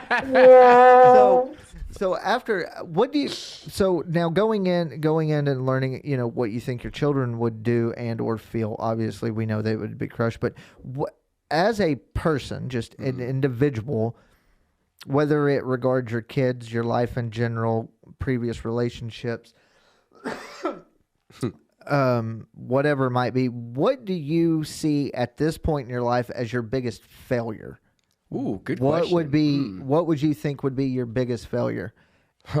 See, that's a really good question, because I've really done a lot of work in my life, in myself, in my experiences, to like take all of the massive failures that just like were like skyscrapers of doom in my mind. You know, like high school, you know, like I had high school dropout or college dropout, or like relationships, trails of broken hearts, or, you know, times where like I started this XYZ business or that XYZ business and fucking like went belly up, like all these different like failures that were monumental that changed my life in a lot of ways. Hell, I mean, you know, like the mistakes that I made that led to like me and my entire family being like literally living on the street, like living in a tent. So there's a lot of giant failures that come to mind. However, like it's hard to for one pinpoint one and see them as like failures. Does that make sense? Yeah. Because like when I look back at them, especially now with the detaching of like, oh, this is supposed to be really bad, you know, like, oh, you fucked up, you know, kind of thing.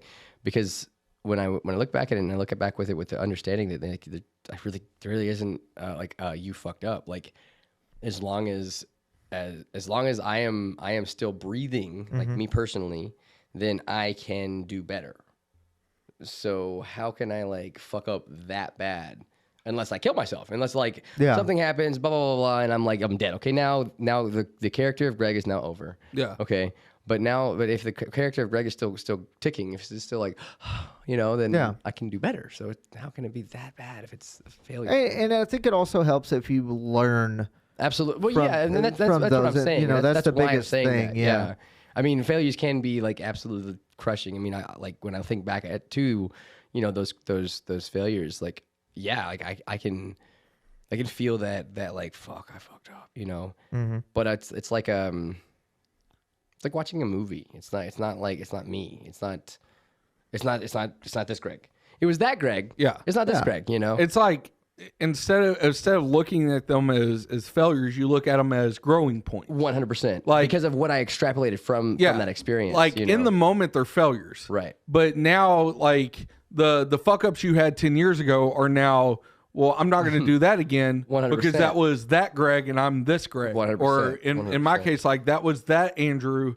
Or as I like to say, that was Andy, and this is Andrew. You can just totally change. I guess that was Greg. I'm Coach Greg. Yeah, that's Coach. So, my name now. Yeah, but I have to like press pause because like we were talking about failures, and I'm talking about literally like there is about to be a catastrophic failure in my bladder. So can we take a break? Of course. Yeah. Awesome sauce. Because as Nate would say, I have to urinate furiously. Good luck. Hope everything comes out all right. And try not to make a mess, please. I just cleaned the bathroom today. I'm going to try. And don't forget you have headphones on. Yeah, I know. I remembered yours. You know, I'm going to try really hard not to. And we will be back after these sponsors. Yeah. Because Hybrid Life rocks. Just saying.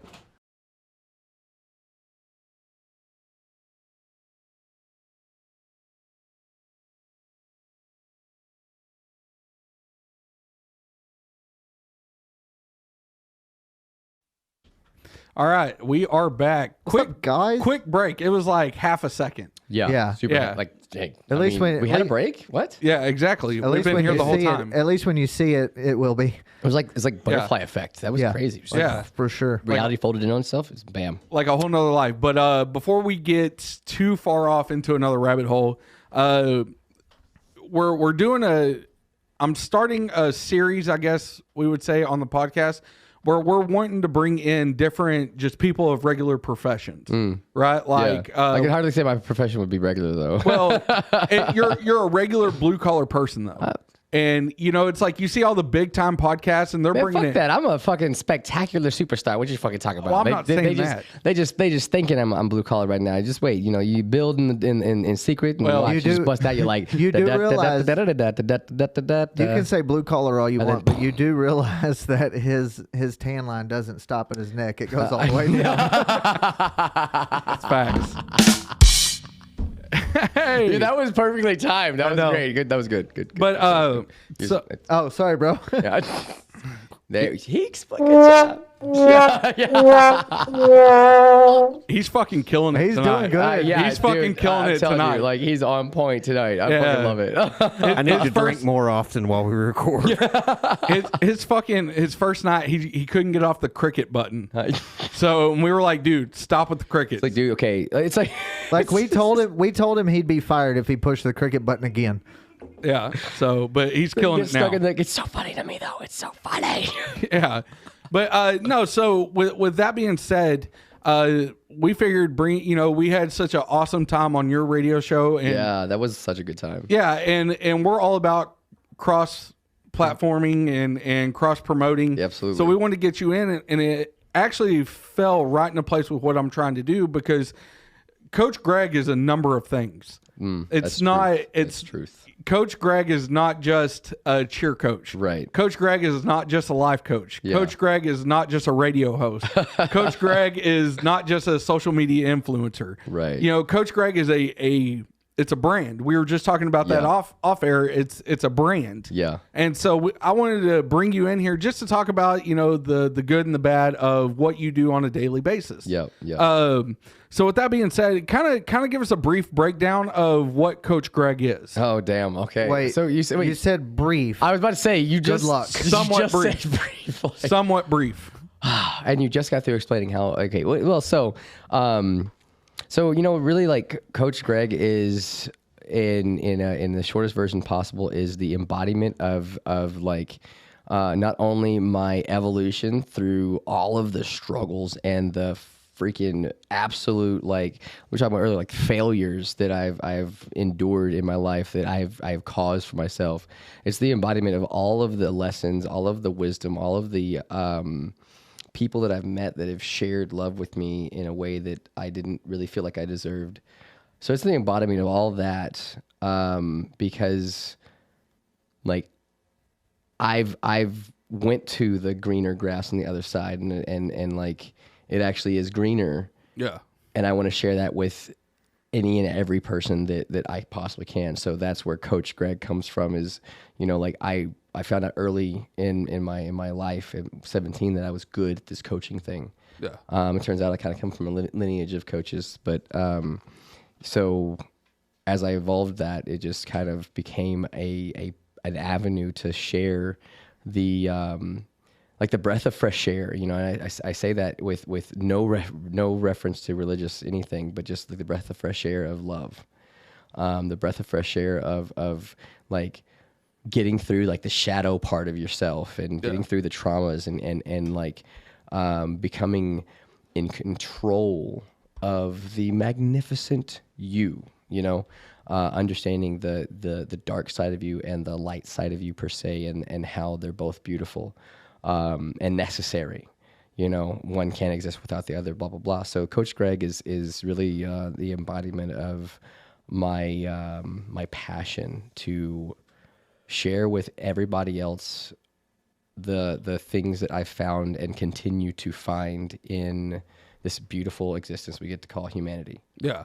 So yeah. Yeah, and one thing I noticed, because shortly after Marshall connected with you and was like, "Hey, we're gonna go on his radio show," like I followed your page and stuff, and I started noticing like everything you post is just fucking. It reeks of positivity. Yeah. And it's By the way, I followed you back today. Oh, thank you. I appreciate that. Yeah, and so watching your videos and stuff, I was like, watching this, it's impossible to spend 3 minutes with you, and that's like what I've noticed is watching your videos. It's not just watching your videos. It's like I'm spending 3 minutes at a time with you. Man, I really appreciate that.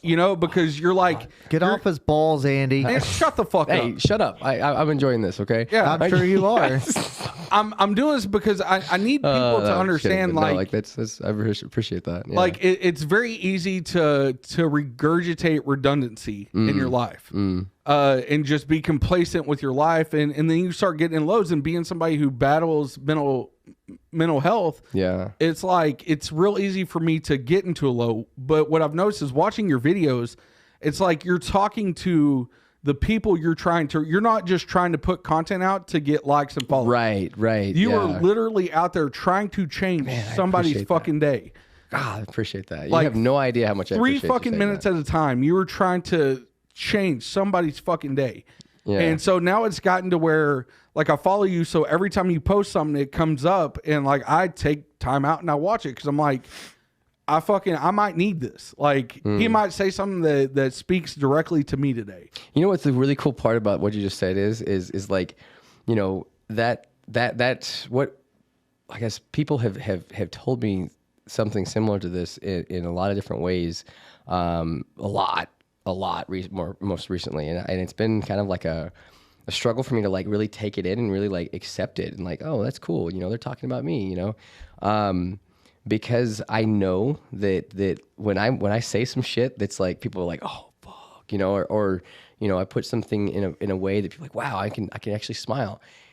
It's not that I'm like sit down out here like writing this stuff. It's just like when I start recording, when I start talking, it's like a download. It's like I'm the passion that is me, the seeing life through my eyes, whatever the fuck you want to call it, just start speaking, and I'm listening, and I'm like, oh damn, and I'm like blowing my own mind, and I'm like, wow, and then I come away, and I'm like having the same experience that this other person is telling me that they're having when they hear me, and I'm like, what, no, you too? What? So it's kind of been an interesting process to like allow myself to accept that as valid, accept their words as like that's valid. They're not just bullshitting me, like that's valid. And by me ingesting just as much as they're ingesting and growing just as much as they're growing, that doesn't invalidate that I'm actually helping somebody. Yeah. Or no, I can't even call it helping somebody. I'm helping somebody. Well, I guess whatever you want to say. But what you're doing is helping people. Yeah. Well, and that's the goal. That's the goal. But the whole way is really I'm just being super super transparent with what I'm learning, I'm learning, and I can't stop this constant progression. Like literally, I'll have bouts of like anxiety. And it's over nothing. It's over nothing like it has been, like relationship issues or money issues or like the normal. It's literally about like I'm not doing enough. Yeah. Like I'm like all these ideas, and I'm like, holy shit, I could be doing this, and I could be doing this, and I literally have to like, Greg, sit the fuck down. Yeah. And refocus on the foundation of what you do. Mm-hmm. Of what your mission is, and go there, do that. Yeah, and I'm the same way with like this, with the podcast. Like I'm constantly getting new equipment. I'm constantly doing. I saw the box of it over there. I've got all of that. I mean, and Andrew said it 100. Not 100 times, but yeah. If I hadn't have just told him to suck it up and we're going to start videoing, we probably would. If I left it up to him, we still wouldn't be videoing right now. See, so I finally just was like, look, we've got cameras coming. They'll be here on this day. The next episode we record, we're throwing it on video and we're going to see what happens. And we've been doing video ever since. See, I love that. I love that's kind of like y'all's relationship, because sometimes it's hard for me to be that like, that Marshall for me. Yeah. That like, okay, we're just gonna fucking do it. But I'm not for everybody else. Like I'm not for so many other people. Oh yeah. Especially, people that I coach. Like they're like, hey, this is where I want to go. Like, okay, well, we start right now. Yeah. Let's go, But then for myself, it's like I catch myself having to like really like be that Marshall. Like you thought it, do it. But then again, that also leads to like that kind of snowball of anxiety where I'm like, okay, I got to do that. Oh, I got to do that. God, there's too many. And that's where I'm at. And that's why like we balance each other out so well, because he's the type that's, no, fuck it. We want to do cameras. I ordered some. They'll be here next week. We're going to fucking do it. And I'm the type of person like, hold up. We need to think about this. Right. We need to plan this platform out. He's like, fuck it, we'll figure it out on the way. We've been doing it for almost 2 years now. Why not? Why are we stopping? All we're doing is adding another element to our platform. Right. Just fucking keep trucking. We'll figure it out on the go. I feel like the reason why I like, well, one of the reasons why I know is because like for me, I see how being a little more organized could have been more efficient, and I see like the influencers that I watch, that I the content that I ingest. Like the meetings that I have with my mentor, like organization and having like systems are key, right? So, I've created systems in my business and systems in my life, but I'm constantly seeing like in the fly by the seat of my pants moments, like I'm seeing in the hindsight, like, okay, this could have gone more efficiently with the system. So then it's like I get in this back and forth of trying to like have the idea and create the system all at the same time, and then do it right then in less than 5 seconds. Yeah. And then it all is just like, and I'm like, and I feel like I'm gonna explode, you know. So I literally have to be like a like voice inside of my head of voices. Whoa, that was crazy. I don't know why that does that.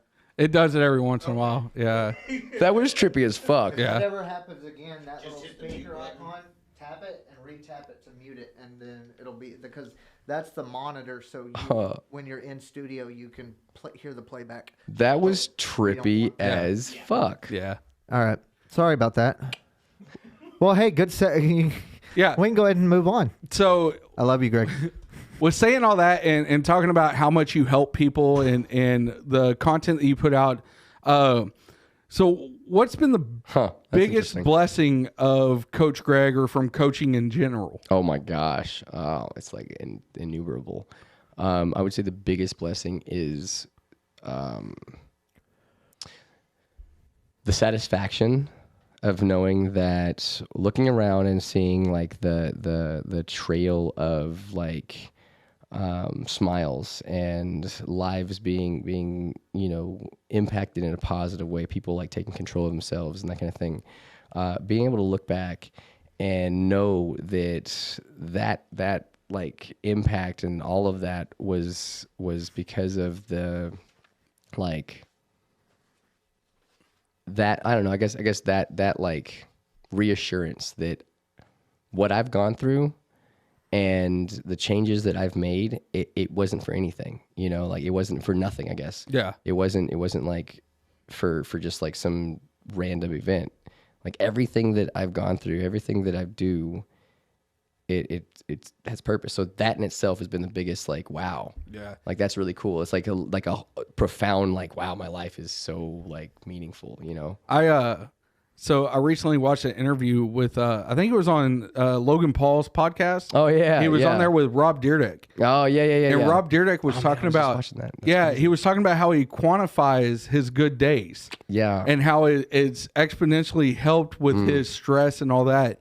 So here recently, I've been quantifying, like if I have a good day, I'll note it down. Like I have a journal at home now. Yeah. And I'll note it down in my journal. Like, hey, you know, I had a good day today. This is what happened. Yeah. Yeah. And that's I'm really cool. starting to branch out to where like, not just my day, like if I get like a form of a blessing, I'll quantify that. That way at the end of the year, you know, or in times where I'm right. at a low, I can go back to that and see, well, your life is not that bad. Right. Like you're not that overwhelmed. You're letting your head get, in the way. And so that's like, that has exponentially just fucking helped my life so much. That is beautiful. I've been doing about a month and a half. Yeah. And it's helped so much. That, and I think my medicine's finally kicked in and messed with my... Yeah. Your synopsis, right? Yeah, my synopsis.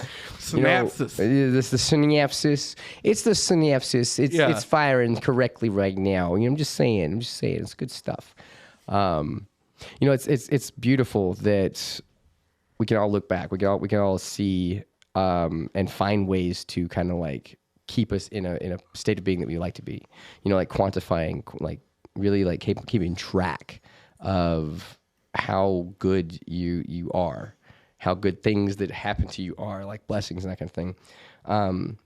But I feel like the more that you do that, the more that you put value to those good things, the more that you're kind of practicing being in that energy of the good things, of feeling good, of seeing things in your mind and feeling good about them. Oh, for sure. Thing, rather than the opposite where you're in anxiety, fearing the future, right? So then you're able to notice an uptick in the quantifiable good things, blessings, blah, blah, blah, what have you, because you're literally like being able to quantifiably see your increase of like feeling good about yourself. I mean, you're going to have shit days. Yeah. You're going to feel like, you're going to wake up, you're feeling like fucking, you know, like I don't want to do anything. You're going to feel, you know, like sore or whatever. I'm not talking about that. But like that deep within, like, I know I'm good. I love me. This is cool. Like life is good, you know, like, because that way nothing can knock you down. Yeah. And I think it's also to, I've got a question specifically related to what you were saying earlier, more or less about the way you coach and how you are positive all the time as far as that goes. But what I was just saying is it's your consciousness and your subconsciousness, whether you realize it or not, working together. Absolutely. In order to make yourself understand that I want to be this person and this is how I need to do it. 100%. And when you're, obviously your consciousness is now your awake mind and your sub is when you're sleeping. So with the consciousness continually becoming more and more, then your subconscious tends to recollect on that, I think. Yeah. And I think that certainly helps you become not only a happier person in general, but it allows yourself to make it easier for yourself to love yourself. Yeah, exactly, because you're not running off of subconscious programs that are you're a piece of shit, or that are like, see, I told you you're gonna fail, or you're good for nothing, whatever subconscious programs that you have, the defaults, and like what the subconscious really like one of the many things that it does is it's your program to, or it's your brain's way of like systemizing itself. So the subconscious, it's everything that you have done over and over. Over and over. So what your subconscious does is so that you can take more information in now, your subconscious makes that a habit. And for me, as far as, because I'm in technology and I deal with technology all the time, I think of your subconscious as your Windows Explorer folder. It organizes and puts all your apps into place and your documents and your files. At the same time, simultaneously making them run in the background. Correct. The whole time. Yeah. You're such a fucking nerd. Dude, fuck yeah for nerds.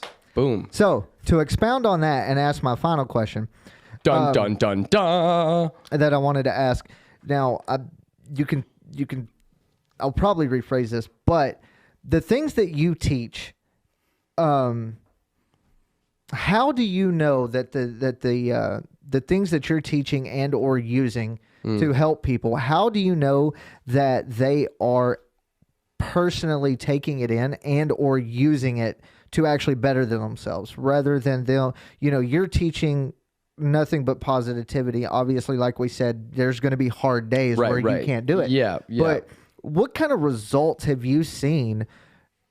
I guess a two-part question. What kind of results have you seen within yourself making that 180 from Greg to Coach Greg? Yeah. And then what results have you seen in any clients or people that you're around and surround yourself with, whether they're adults, kids, the kids you coach, their friends, family, et cetera, et cetera? Yeah. So I'll start with like the results that I've seen with others and kind of tie that together in the end. But so like the results that I've seen with, let's say, my tumble students per se, those let's talk about specifically, because I've definitely seen the most like vast results.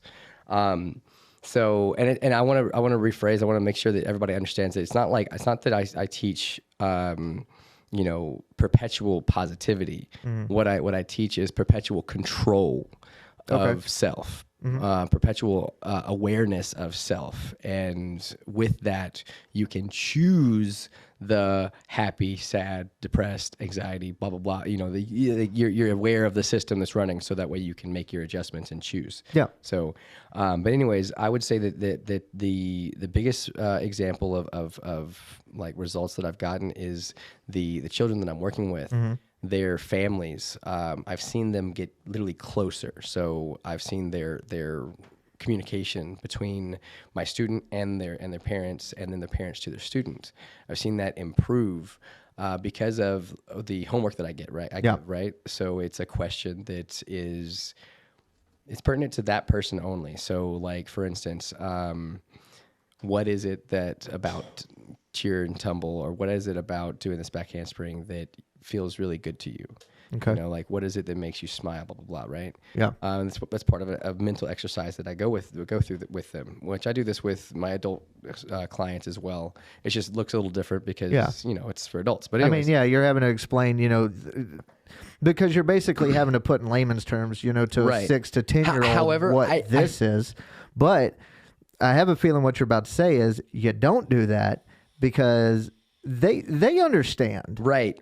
And you don't need to dumb shit down Exactly. for children most of the time. Obviously, there's certain scenarios or situations either you're not going to explain until they're older at all. Well, yeah, of course. You have Or- to and I think that's like common, like a kind of common understanding. But like, it's so much easier to connect and to like for the children to understand it and like, aha.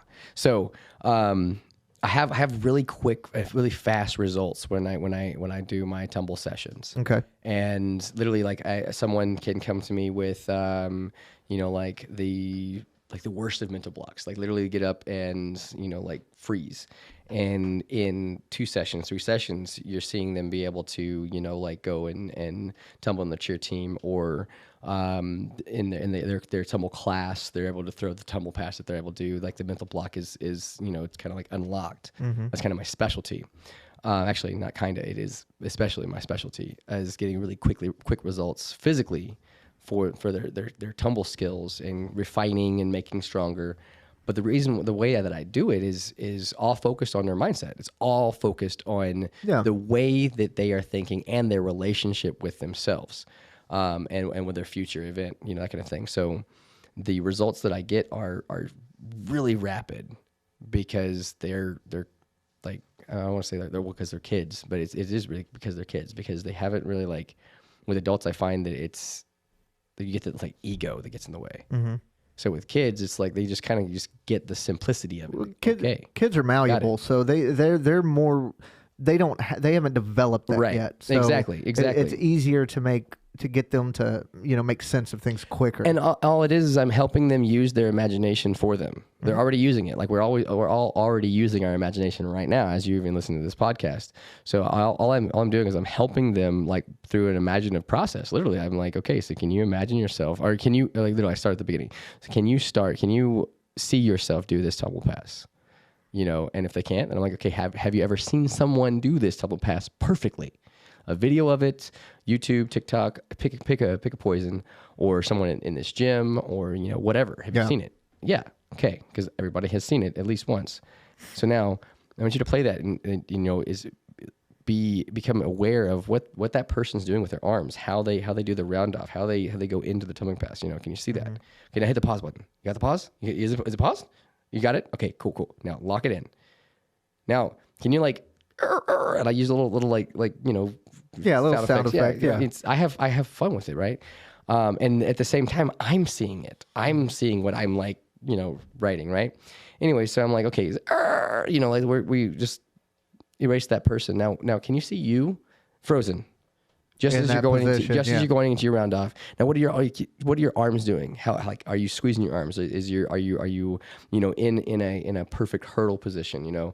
Are you giving yourself the proper leverage to push your hip up so that way you get the momentum for the round off? That kind of thing. Now, I want you to press play, okay? But in slow motion. Remember, we're in slow motion. So now, can you see yourself slowly hands touch the ground? And I'm acting this out. I'm like, hands touch the ground. Boom. Hips, feet together, squeeze, boom, handspring, beautifully, rebound, whatever it is, Now, and at that time, I'm like, now, you got it? You can see it? Okay, now, play it again. Now, play it again, and I have them kind of go through that, and I do it over again like that. And then I'm like, can you imagine, like, your mom, because I identify who the most influential person of their life is at that point. So can you imagine, say, your mom, like, so, see it. You're tumbling. You're doing this tumbling pass. You're pop, pop, pop, boom, boom, boom, boom, boom. And as you're in the middle of the tumbling pass, your mom opens that door right there and sees you in mid back handspring, rebound, boom. Oh, my goodness. And every single time without fail, the student that I'm working with smiles like, oh, my goodness. And their eyes light up. Yeah. Right? So literally, instantly, their energy goes up, right? So I'm raising their vibration at that point, because now they're connecting a future event, the same future event that they were previously connecting with a negative, Yeah. with a way that they didn't now want to feel. positive, yeah. Now they're connecting that with a positive. So being able to see it vividly, and then that one aspect of connecting it with the most influential person and that person's pride, that person's gratitude in what they just did. Yeah. Validating that they did good, right? So you're connecting with their most basic of needs, and you're helping them do that right there for themselves in their mind, completely in their mind. Now I'm like, now take a deep breath. And I do this whole I'm like all the way up the hands. I'm very, like, it's super, super like showy and that kind of thing. But I do it because I literally am having fun, and it gets them. Well, you're an animated person absolutely. anyway, just like all of us. I mean, we all have to not be animated. Like, yeah. I mean, I'm actually surprised I haven't popped into an like an accent like that and explained the rest of all this with like a cross between Captain Jack Sparrow and Crocodile Dundee. Yeah, absolutely, and maybe a touch of well, actually now I'm pretty sure Crocodile Dundee pretty much does it. Anyways, but no, like I'm over the top all the time, but no, so I haven't breathed it in. And I always tell them breathe through the nose, so that way I'm getting oxygen in the brain, right? Mm-hmm. So oxygen, the more oxygen in the brain, the more circulation, the better the brain operates because it has oxygen. We need oxygen, right? So now they have a super oxygenated, oxygen-rich brain, and they're feeling the way they want to, and they're focused hyperly on this imaginative scenario that is so much better than the imaginative scenario that was before. And they created this. I mean, of course I helped them along, but they formulated it all in the mind, right? And then I'm like, all right, take a deep breath, in, out. All right, now see it, feel it, allow it, right? And then they go.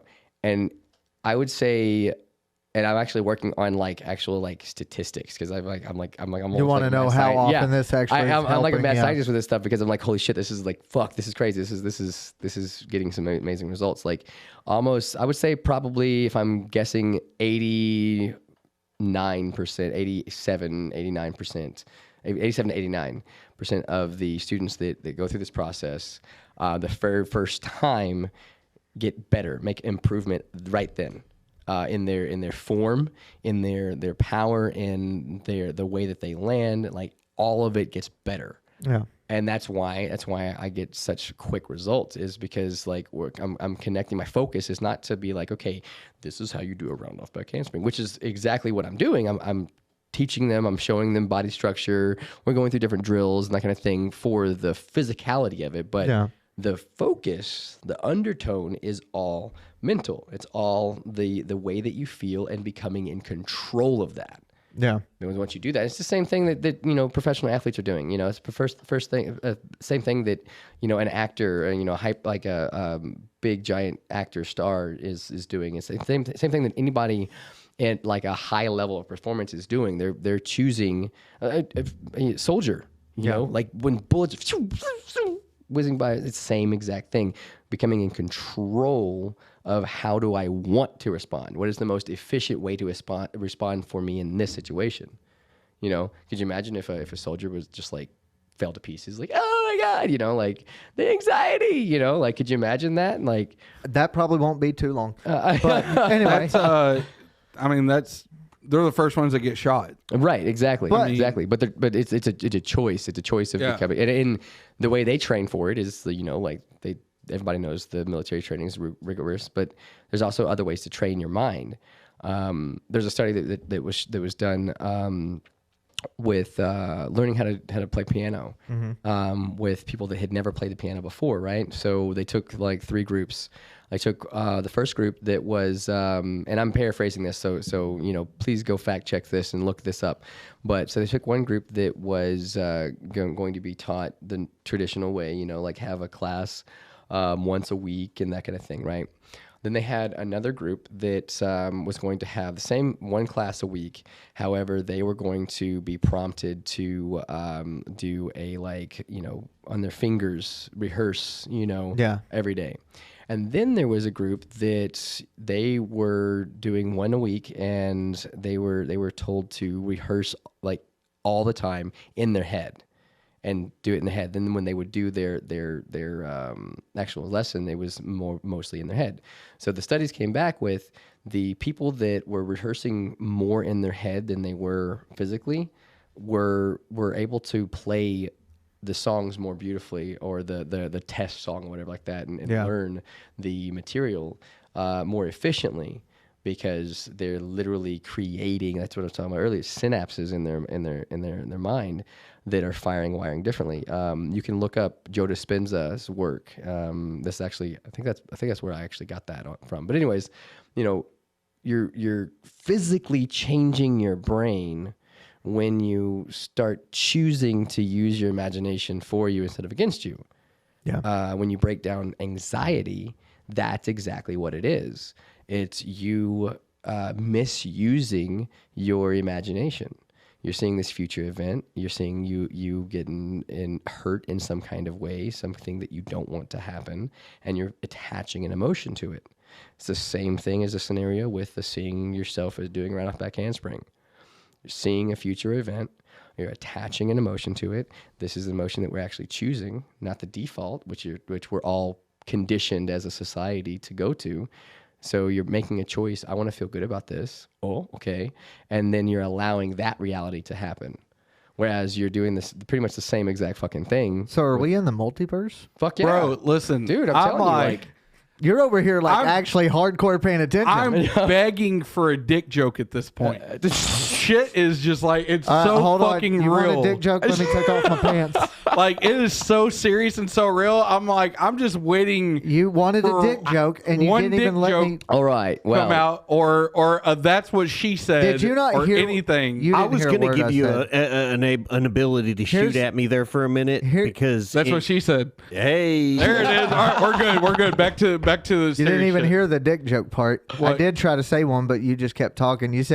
I said, "Oh, you want a dick joke? Here, let me open my pants." Yeah. I laughed at it. I heard it. Yeah. Well, you're an much like asshole. your actual dick, it wasn't funny. Yeah, that's a factual statement. Yeah, that's the soundbite of that. Your Was dick. that was awesome. That was like we were synced up right there.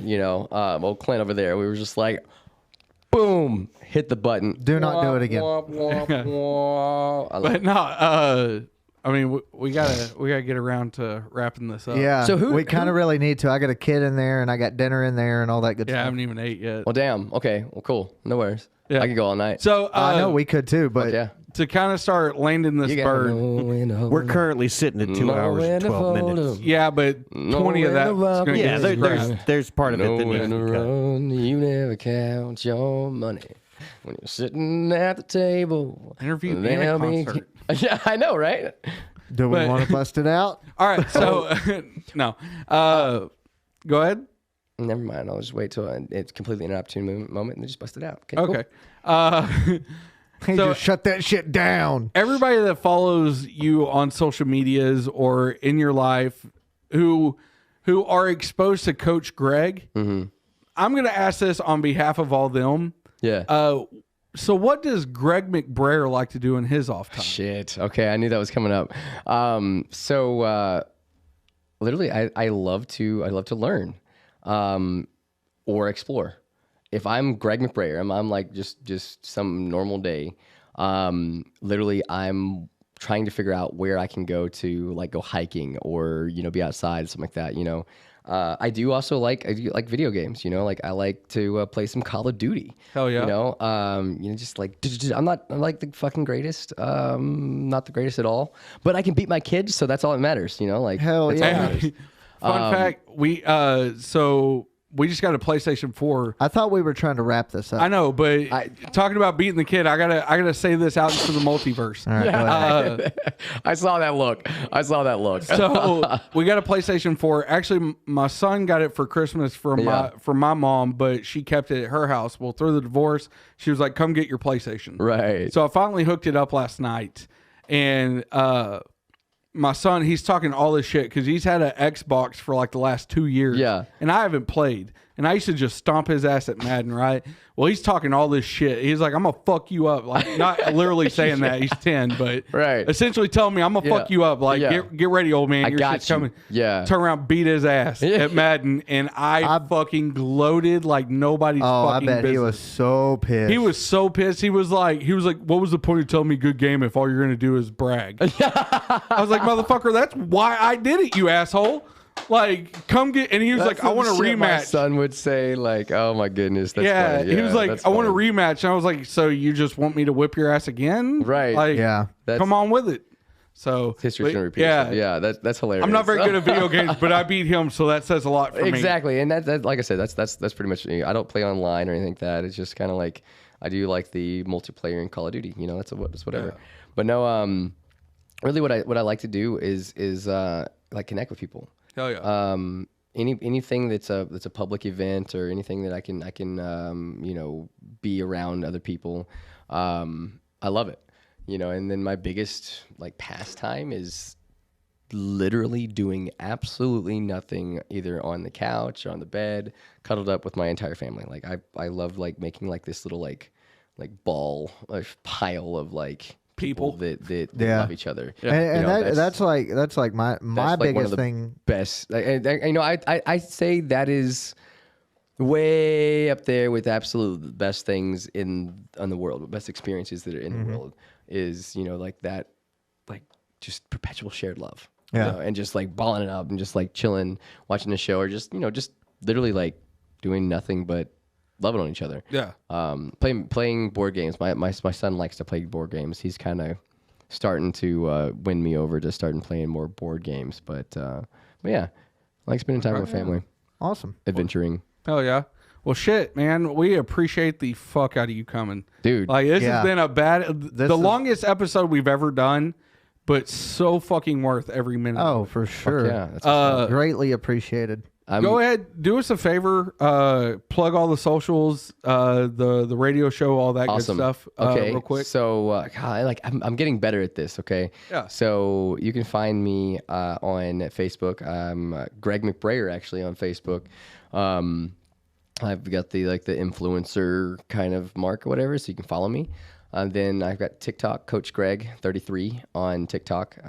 Definitely go do that. I am actually about to start doing lives on TikTok, so you definitely don't want to miss that at various times. Sharing just various information and tips and things. Then I have Instagram, also Coach Greg 33. Then I'd love for you to go check out my YouTube, Coach Greg, at let's see, like I think 2 days ago I was like just under 100. You're at 83 followers.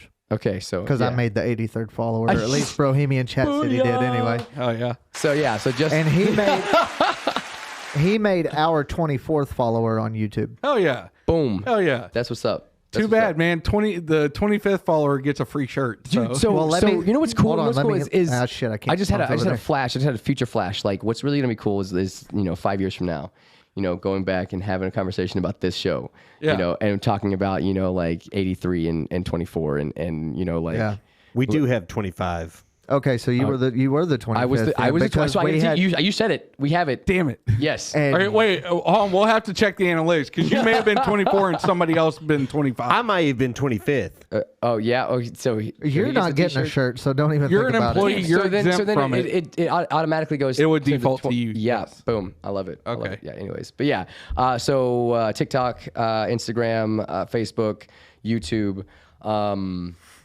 Yeah, and honestly, guys. Don't hesitate to reach out to me. I love learning about new people, reaching out to new people. And if anything that I've said before is like, oh man, I relate with that, or like, hey, I would love to elevate my life. Definitely reach out. And we'll have a conversation. We'll chop it up. We'll get on the phone and really love on each other. Really, like I can't really say anything other than what it is. Like that's for sure, core of it. And we'll build you a program and help you go for what your wildest dreams are. I need to talk to you about that off air, anyways. Let's go. Yeah. Well, just wait till the outro to the show. You'll enjoy that then. Yeah. Yeah. So, and also go check out Joko Community Radio Wednesday nights at 8 p.m. I was just about to get there. Yes. Okay, Wednesday sorry. nights at 8 p.m. I do forget, but yes, Wednesday nights at 8 p.m. So, Joko Community Radio. Please go check them out. Not only Hybrid Life with Coach Greg, but check out a lot of other shows on there. Just go look at their roster. There's a show called No Judgment Here. That's amazing. A show that's called How to Be a Human. Another amazing show. Like, go check out their shows. Joko Community Radio has really been a springboard for me and a place to like find the love that I'm sharing. Yeah. That's what Joko has been with Tiffany. She's amazing. But yeah, Hybrid Life with Coach Greg, 8 p.m. on Wednesdays. Don't miss that. Oh yeah. Y'all were just we were on, just on it. It's on there, yeah. Man, that was such a badass show. Such a badass show. I actually had a scheduling issue last week, so I ran a rerun of that show. Oh yeah. Last Wednesday. So y'all were on my show technically twice. Yeah. Hell yeah. Hell yeah. Yeah. But no, shit, man. Just thank you so much for being here. Absolutely. I know you've known Marshall for a long time, but like just getting to know you, man, like I love you to death, bro. Like you're fucking top 5 in my book right now. Dude, I really appreciate that. Like I take that to heart, and I can't wait to see that's awesome. like the future. Hold up. Shut up. No.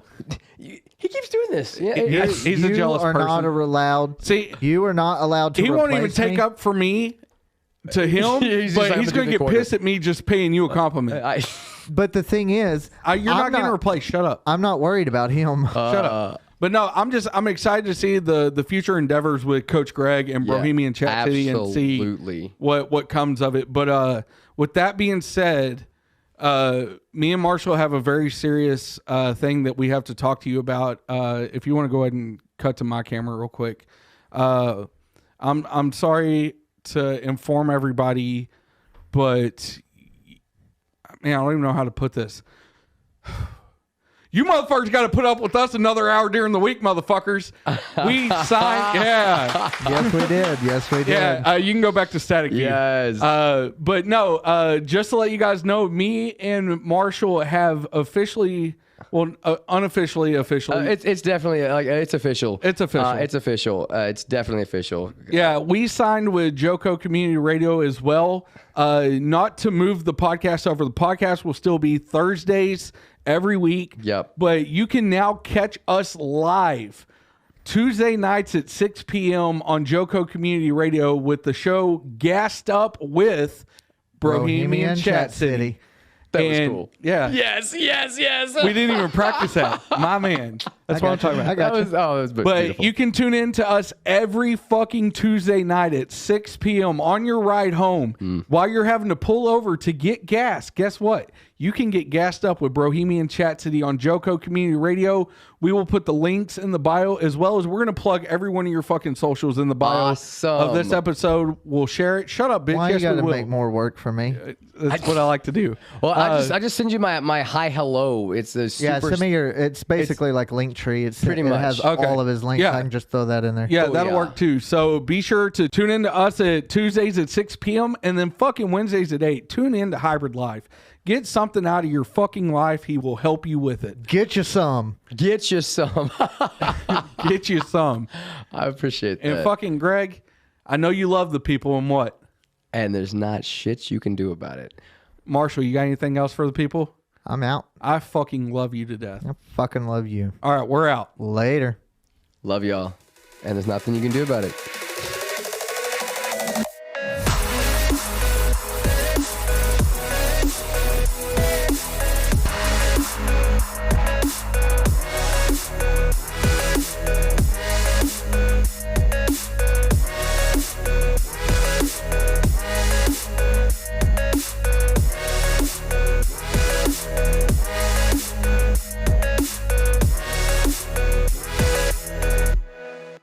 This podcast is a Half-Life Media production.